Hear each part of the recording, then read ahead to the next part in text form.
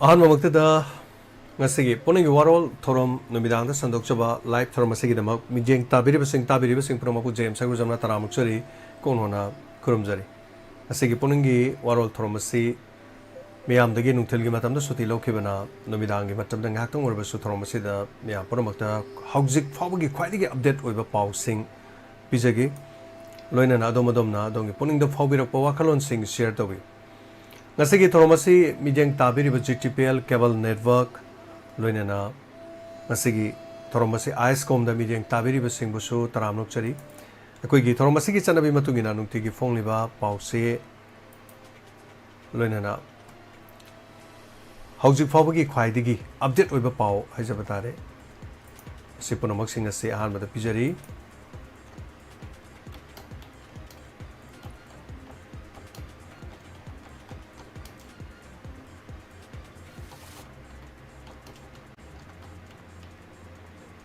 Ahanmamagtada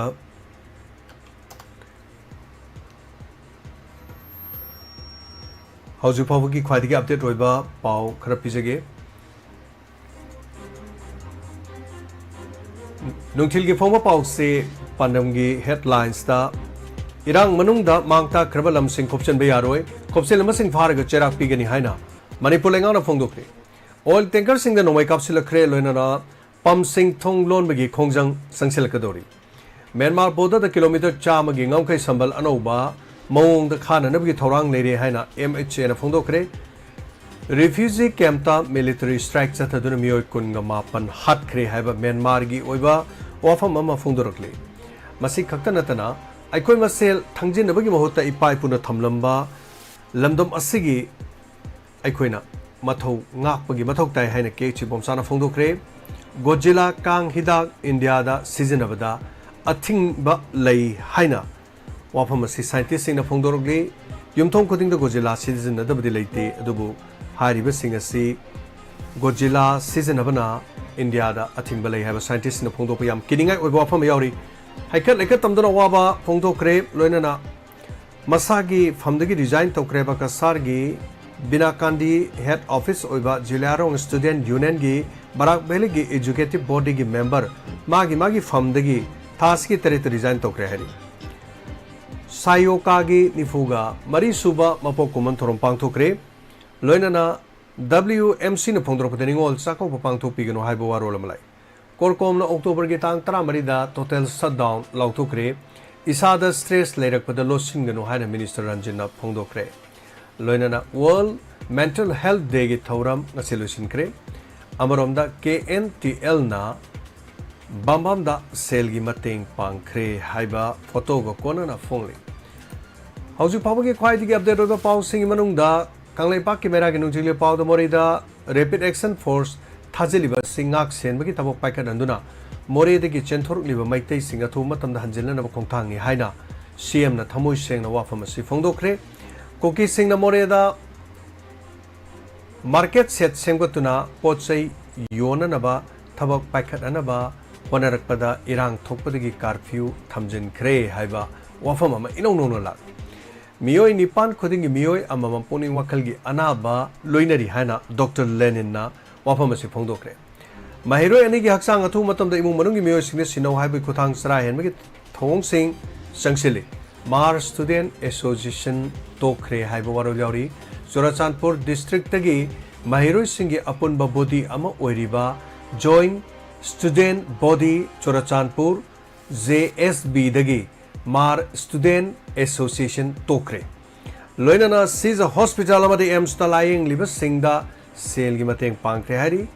RTI niyom chumna sijanabagi mathau tai hani bom chana phongdok pawa pham sing yauri Tronglaubi khulda nomai round kya kapsilakre loinana asa worker singi panduna leiba state incentive athubu matamda pithok piu lairaba mahiroi singi khalaga public transport bus service tawbina naba transport minister da taksin kre haibo wafam yaw masida natna kendra vidyalay kombogi mahiroi singi marakta khana chenabagi thawdok ama nungaitaba thawdok ma thokre hairi loinana asi bhaksang ama leiramle Lelong da leiba ngalo lokonda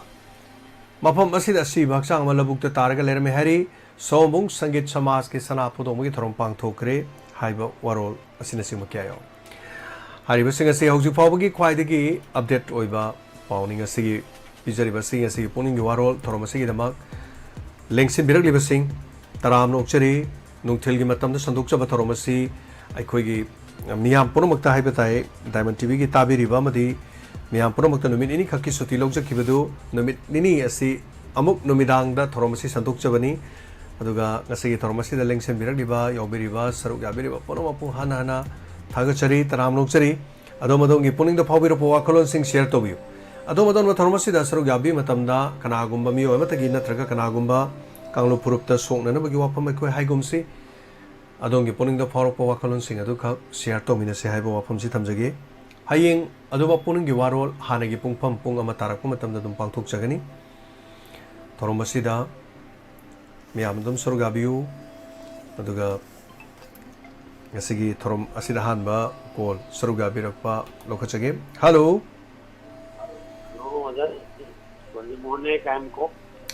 ꯑꯣꯖꯥ ꯕ꯭ꯔꯖꯃꯣꯍꯟ ꯇꯔꯥꯝꯅ ꯑꯣꯛꯆꯔꯤ ꯉꯁꯤꯒꯤ ꯊꯧꯔꯝꯗ ꯁꯔꯨꯛ ꯌꯥꯕꯤꯔꯛꯄ ꯄꯨꯛꯅꯤꯡꯒꯤ ꯋꯥꯔꯣꯜꯗ ꯑꯣꯖꯥ ꯀꯔꯤ ꯍꯥꯏꯕꯤꯅꯤꯡꯉꯤ ꯍꯟꯗꯣꯛꯄꯁꯤꯗ ꯑꯩ ꯅꯨꯡꯉꯥꯏꯅ ꯑꯗꯨꯝ ꯌꯦꯡꯉꯝꯕ ꯁꯥꯔꯅ ꯀꯔꯤ ꯁꯨꯝ ꯄꯥꯕ ꯈꯣꯠꯄꯗꯣ ꯑꯩꯒꯤ ꯏꯟꯒꯤ ꯑꯣꯏꯕꯅꯤꯅ ꯑꯗꯨ ꯂꯥꯏꯚ ꯑꯣꯏ ꯂꯩꯔꯝꯃꯦ ꯑꯣ ꯔꯤꯄꯤꯠ ꯅꯠꯇꯦ ꯃꯁꯤ ꯂꯥꯏꯚꯅꯤ ꯍꯧꯖꯤꯛ ꯐꯥꯎꯕꯒꯤ ꯈ꯭ꯋꯥꯏꯗꯒꯤ ꯑꯞꯗꯦꯠ ꯑꯣꯏꯕ ꯄꯥꯎꯁꯤꯡꯅꯤ ꯑꯩꯅ ꯄꯤꯖꯔꯤꯕ ꯄꯥꯎꯁꯤꯡꯗꯨ ꯍꯌꯦꯡ ꯑꯌꯨꯛꯀꯤ ꯄꯥꯎꯗ ꯌꯥꯎꯔꯛꯑꯒꯗꯕ ꯍꯦꯗꯂꯥꯏꯟꯁꯅ ꯑꯌꯥꯝꯕꯅꯤ ꯍꯥꯏꯕ ꯇꯥꯔꯦꯀꯣ ꯑꯗꯣ ꯄꯤꯖꯔꯤꯕ ꯍꯌꯦꯡꯒꯤ ꯑꯌꯨꯛꯁꯨ ꯑꯗꯨꯝ ꯄꯥꯖꯒꯦ ꯃꯌꯥꯝꯗ ꯑꯗꯨꯝ ꯊꯝꯖꯒꯦ ꯑꯗꯨꯒ ꯑꯩꯈꯣꯏ ꯑꯞꯗꯦꯠ ꯑꯣꯏꯕ ꯄꯥꯎꯁꯤꯡ ꯈꯪꯗꯕ ꯌꯥꯗꯦ ꯑꯩꯈꯣꯏꯅ ꯆꯤꯟꯗ ꯃꯤꯅ ꯄꯪꯉꯥꯡꯗ ꯉꯥꯡꯅꯔꯤꯕ ꯋꯥꯁꯦ ꯑꯁꯦꯡꯕꯅꯤ ꯑꯆꯨꯝꯕꯅ ꯈꯪꯗꯦ ꯄꯥꯎꯗ ꯌꯥꯎꯔꯛꯄ ꯄꯥꯎꯆꯦꯗ ꯌꯥꯎꯔꯛꯄ ꯄꯥꯎꯁꯤꯗꯤ ꯑꯌꯥꯝꯕ ꯃꯇꯝꯗ ꯑꯆꯨꯝꯕ ꯑꯣꯏꯒꯜꯂꯤ ꯑꯣꯖꯥ ꯕ꯭ꯔꯖꯃꯣꯍꯟ ꯇꯔꯥꯝꯅ ꯑꯣꯛꯆꯔꯤ ꯑꯣꯖꯥ ꯑꯗꯣ ꯀꯔꯤ ꯇꯥꯛꯄꯤꯕ ꯀꯔꯤ ꯆꯤꯊꯕ ꯀꯔꯤ ꯂꯩꯕꯤꯔꯤ ꯆꯨꯝꯃꯦ ꯏꯔꯥꯡꯒꯤ ꯅꯦꯝꯊꯔꯛꯑꯗꯤ ꯍꯥꯏꯔꯒ ꯉꯁꯤ ꯑꯅꯧꯕ ꯄꯥꯎꯗ ꯃꯣꯔꯦꯗ ꯏꯔꯥꯡ ꯑꯃ ꯊꯣꯛꯄꯗꯣ ꯑꯧ ꯇꯥꯕꯗ ꯅꯨꯡꯉꯥꯏꯇꯕ ꯑꯗꯨꯃ ꯁꯨꯝ ꯑꯩ ꯐꯣꯡꯗꯣꯛꯆꯒꯦꯅ ꯅꯤꯡꯁꯤꯡꯖꯔꯛꯄꯅꯤ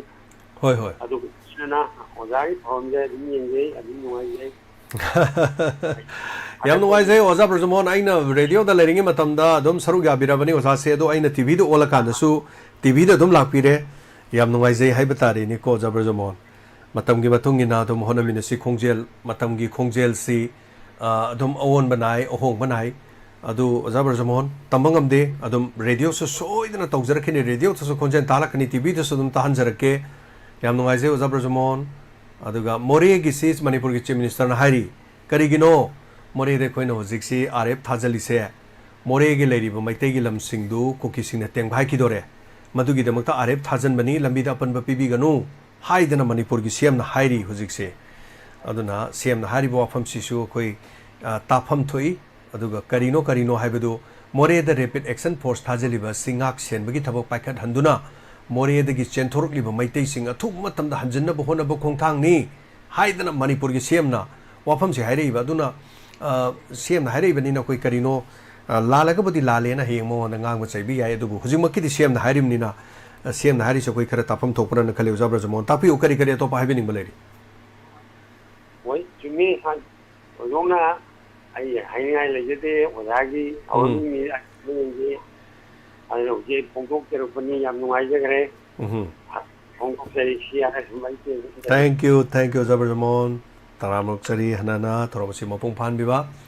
मणिपुर की लेंगाना border town Moreh ngak se nabagi dawda rapid action force थाजलिबसे मोरे दगी लांजेनर तुना तोआ तोन बा रिलीफ कैंप सिंह के आदा लई मैतै सिंह मोरे द थु मतम हंजिन न बलकोटपा लेंगाक की मणिपुर की खोंगथांग नि हाइना मणिपुर की चीफ मिनिस्टर न फोंदोखी अदुना ngasa ayuk se koi angan matam da kari haige da koi kaksing lamkhai da RF mayam थाजलकसे इमाय बेल सिंह इरांग होबो खोटपगी अदुगमगी थोंग अमा खक लेबा कांदु दा मियाम पनमक्ता कोई मधु मोय चलहन खो हाइबने सिंगबजे फोंदोकपा यावी कयामो यामनो सेंगिनो कयामो लालिनो हाइबो वाफम तोंगा थमकादा वाफम असि मणिपुर लेंगाना हुजिमु अपडेट ओइबा पाउदा करी यावरके द बॉर्डर टाउन ngak सेननबगी दमक्ता लोखटपा थोरांगी मनुंग चन्ना ngarang hing nongyai pung ani taba matungda moreda rapid action force ki gari tara rom thajinbagi thorang paikhali maduda kaksing lamkhai da leiramba nupi miyamna rapid action force moreda thajinba yaroi athingba thamadi moreda changmungam dadana sora da rapid action force ki kambu je pandana lekhi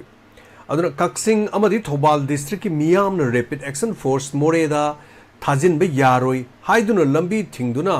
thamliba si thabak chathari ngasi nungthil chief minister n birena lambi thingliba miyam da telephone gi khuthang da wari sanaba matam da wafam se phongdok khibane ada chief minister na telephone gi khuthang da lambi thingliba miyam da phongdok ki hairi bo wafam di manipur lenga na more da mahausa gomna santi hanjilak na ba more da gi chenthorok tu na real camp sing da leriba maitai sing masa masa gi hana leifam more da hanjilana ba han bo khongthang oina rapid action force sing thajinduna ngak senbagi thabak packet pa hobani masida miyam na lana lobi duna apan ba pibi ganu sin wafam si mayam da ngasai chamam na bakhara leiram adu chief minister masamang na wafam si haibi rabani na miyam ponam adu adum wafam si adum khanbiro chumba lanba ama magi haitare ko koina wakhan si khangdringe da koina pangal da ngam pangai da haibagi mahutta adu chief minister man hairak libo wafam si kadai phauba chumgani langani haibadu han mamukta da mayam hainari sini moi bu changal uraga palen da leithokradi kamdo wa sini adu makhoi change haibasida koina budi thadokhrani aikoina thadokrasu moi tenopal dagi hena karimta leng yadam tenopal da moi nupi mayam duna lambi da that ekradi kamdo ba hai si soi matang si mayam kari mole aduni lady wafam si so matangi caller khodong sa pizar oza khongnem call to birami ado call si thamkre packet chabaga matangi caller da khodong sa pizage asigi Pukning Warol thorom si pung ama khakki thorom ni haja batai aseng badi pung ama makai ki thorom ni adubu kaisu nangje da bahai bitare oza khongnem tarab lok seri oza khongnem kari kari tapi ni oza sa ai sum wafam amatang sum haja ge na tapi si oza koi kanogi akhoi ge longmi group na longmi gi sarkar na paisa thadare adu tore haibagi matang hoi koi ge lau sing panda bagi maramda ngarang su udana haipet ama haibi gi mani mani masibu koi ji thoina khangja dan koi som mai ge di koi lamlai sa se ayam badi lau si chingya ta anda pandre ba adu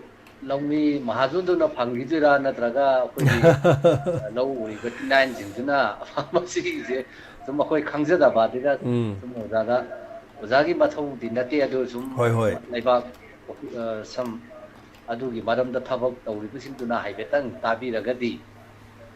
khangbi khangna parja da khangna ba amtang hayajan yes yamna chume oza khongnem takpiri wafam si aseng badi mayam prom hoi khangbe ya hosik si moina pira agadi chawbugi lawdu tombana ui haibasi sarkar gi da record leite aseng badi pira agadi kari de pira kadage hakanda lawgi lawpu sida leriba lawpu du kanano swaida leriba duna lawpu du kanano haibagi record amati soidana leiramani dc da su tombagi lawpu du tombagi lawdu chawbana ui habse dc da che leite pira agadi ngasai hargi matang du sum khak leki oza khongnem no khoi hargi matang da akoi aadhar card ta natraga se law uriba lawpu du gi maming da che pu biro xerox samadu ga har pi ge hai matam du da lawpu du no kayamok yamna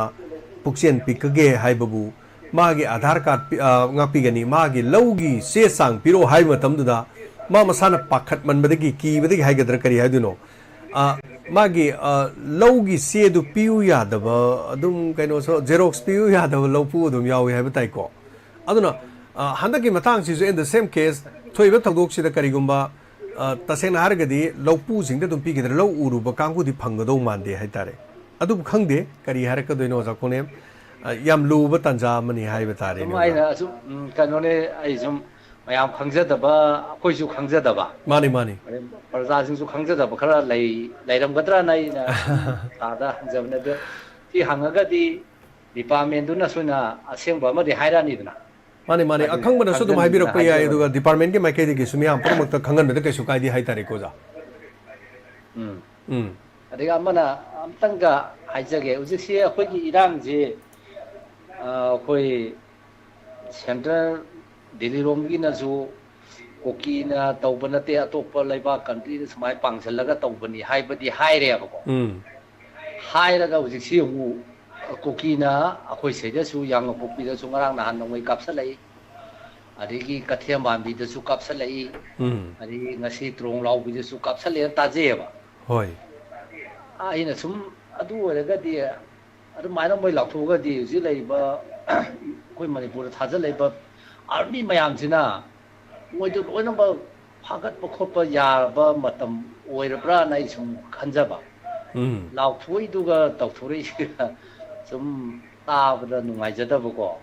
ꯁꯨꯝ ꯌꯥꯝ ꯑꯩꯈꯣꯏ ꯆꯨꯝꯃꯤ ꯄꯪꯖꯕ ꯑꯩꯈꯣꯏꯒꯤꯗꯤ ꯍꯣꯏ ꯍꯣꯏ ꯈꯪꯗꯕ ꯈꯪꯗꯕ ꯌꯥꯗꯕꯅꯤ ꯑꯩꯈꯣꯏꯒꯤꯗꯤ ꯂꯥꯎꯗꯤ ꯂꯥꯎꯊꯣꯛꯈ꯭ꯔꯦ ꯁꯨꯃꯥꯏꯅ ꯇꯧꯅ ꯀꯨꯀꯤꯅ ꯑꯩꯈꯣꯏ ꯃꯩꯇꯩꯒ ꯇꯧꯅꯕ ꯅꯠꯇꯦ ꯀꯨꯀꯤꯗ ꯁꯨꯃꯥꯏꯅ ꯇꯧꯅ ꯄꯥꯀꯤꯁꯇꯥꯟꯗꯒꯤ ꯑꯗꯒꯤ ꯕꯪꯒ꯭ꯂꯥꯗꯦꯁꯇꯒꯤ ꯑꯗꯒꯤ ꯃ꯭ꯌꯥꯟꯃꯥꯔꯗꯒꯤ ꯁꯤꯅ ꯇꯣꯡꯁꯤꯜꯂꯒ ꯁꯨꯃꯥꯏꯅ ꯇꯧꯅ ꯇꯧꯕꯅꯤ ꯑꯩꯈꯣꯏꯒꯤ ꯃꯣꯏꯒꯤ ꯀꯩꯅꯣ ꯑꯃꯅ ꯐꯥꯔꯦꯅ ꯇꯧꯕꯗꯨꯗ ꯁꯨꯃꯥꯏꯅ ꯔꯤꯄꯣꯔꯠ ꯁꯨꯃꯥꯏꯅ ꯐꯪꯉꯦ ꯍꯥꯏꯔꯦꯀꯣ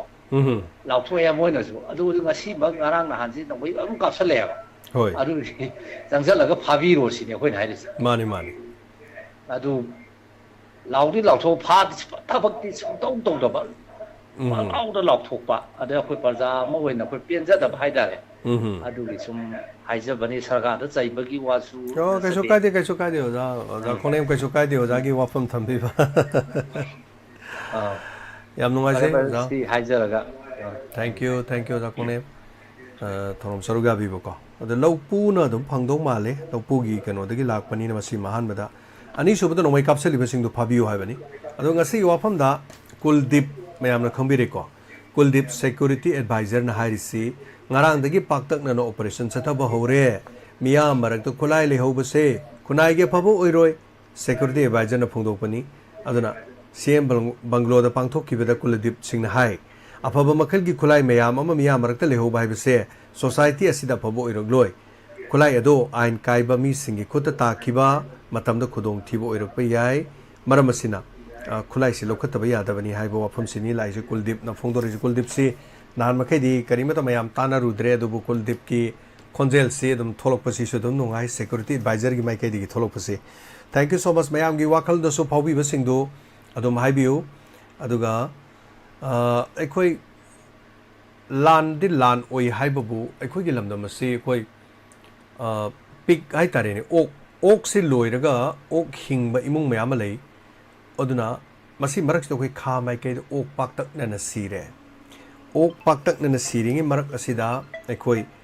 ꯑꯣꯛ ꯍꯥꯏꯕꯁꯤ ꯃꯌꯥꯝꯅ ꯑꯗꯨꯝ ꯆꯥꯅꯩꯀꯣ ꯆꯥꯕꯕꯨꯗꯤ ꯑꯗꯨꯒ ꯀꯥꯡꯂꯨꯞ ꯐꯨꯔꯨꯞ ꯑꯃꯅ ꯑꯣꯛꯄꯨ ꯍꯪꯒꯣꯏꯅ ꯂꯧꯅꯩ ꯑꯗꯨ ꯃꯥꯒꯤ ꯙꯔꯃꯒꯤ ꯋꯥꯅꯤ ꯀꯥꯡꯂꯨꯞ ꯑꯃꯅ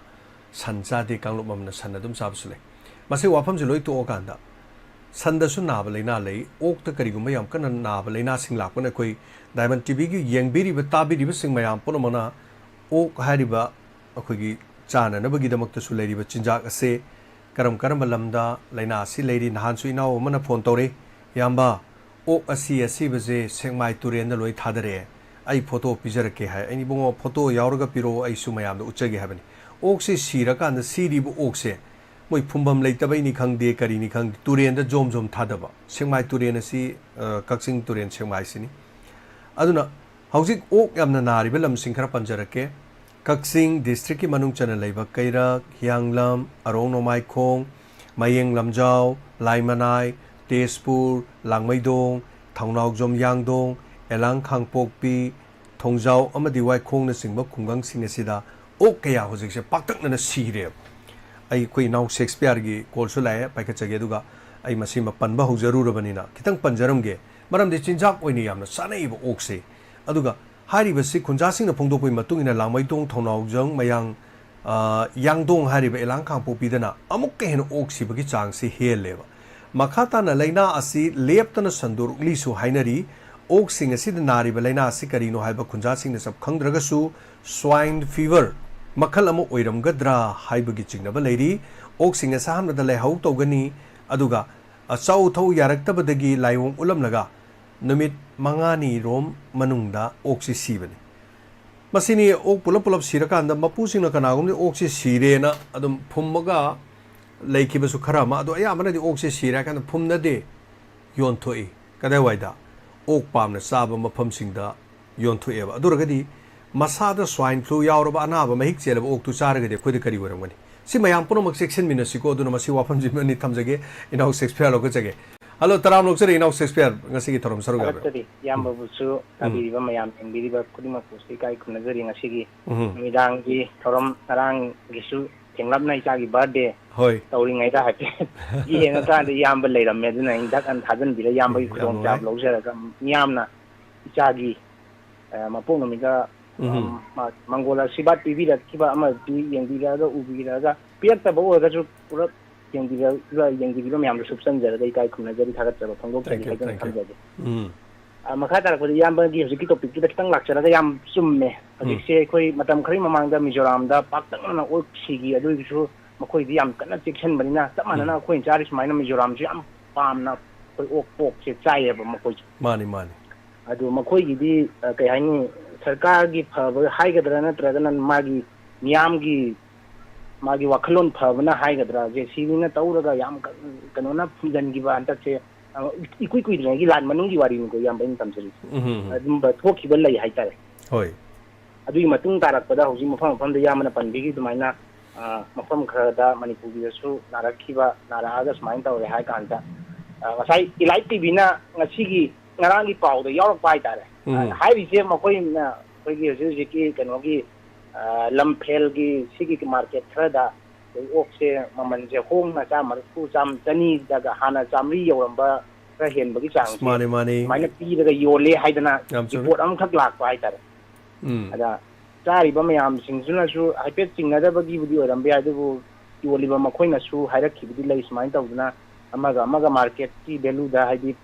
चप मानना प्राइस तो योनमिनसे हाइबदा यादबदगिनी अखोइना मुहोंगदना योनबनीगा हाइबा रिपोर्ट खरा लागाजु मफम मफमदा नारिबसिगी मतुंगना खितंग लैबदा ताबीबिबा मयामना चेखिंनिंगाय अमदि मथौ तारी हाइतारे याम सुम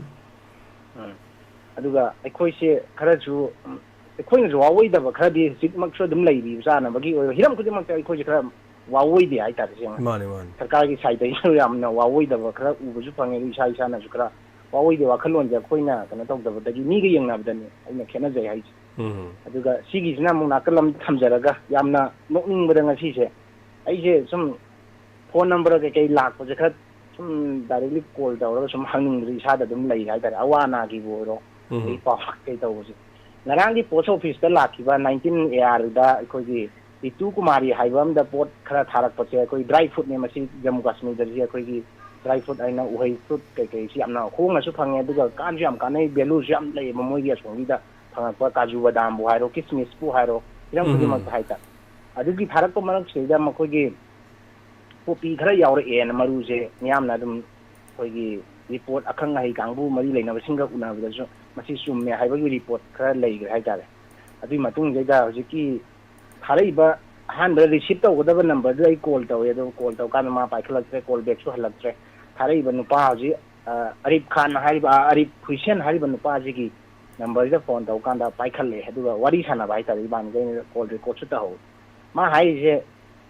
अखोइगी पोपी मरुजे अखोइ इंग्लिश तदि कै कौबनो खंगदे मान हाइरे अदुगा सिगी केनो अइना थारैबदुदि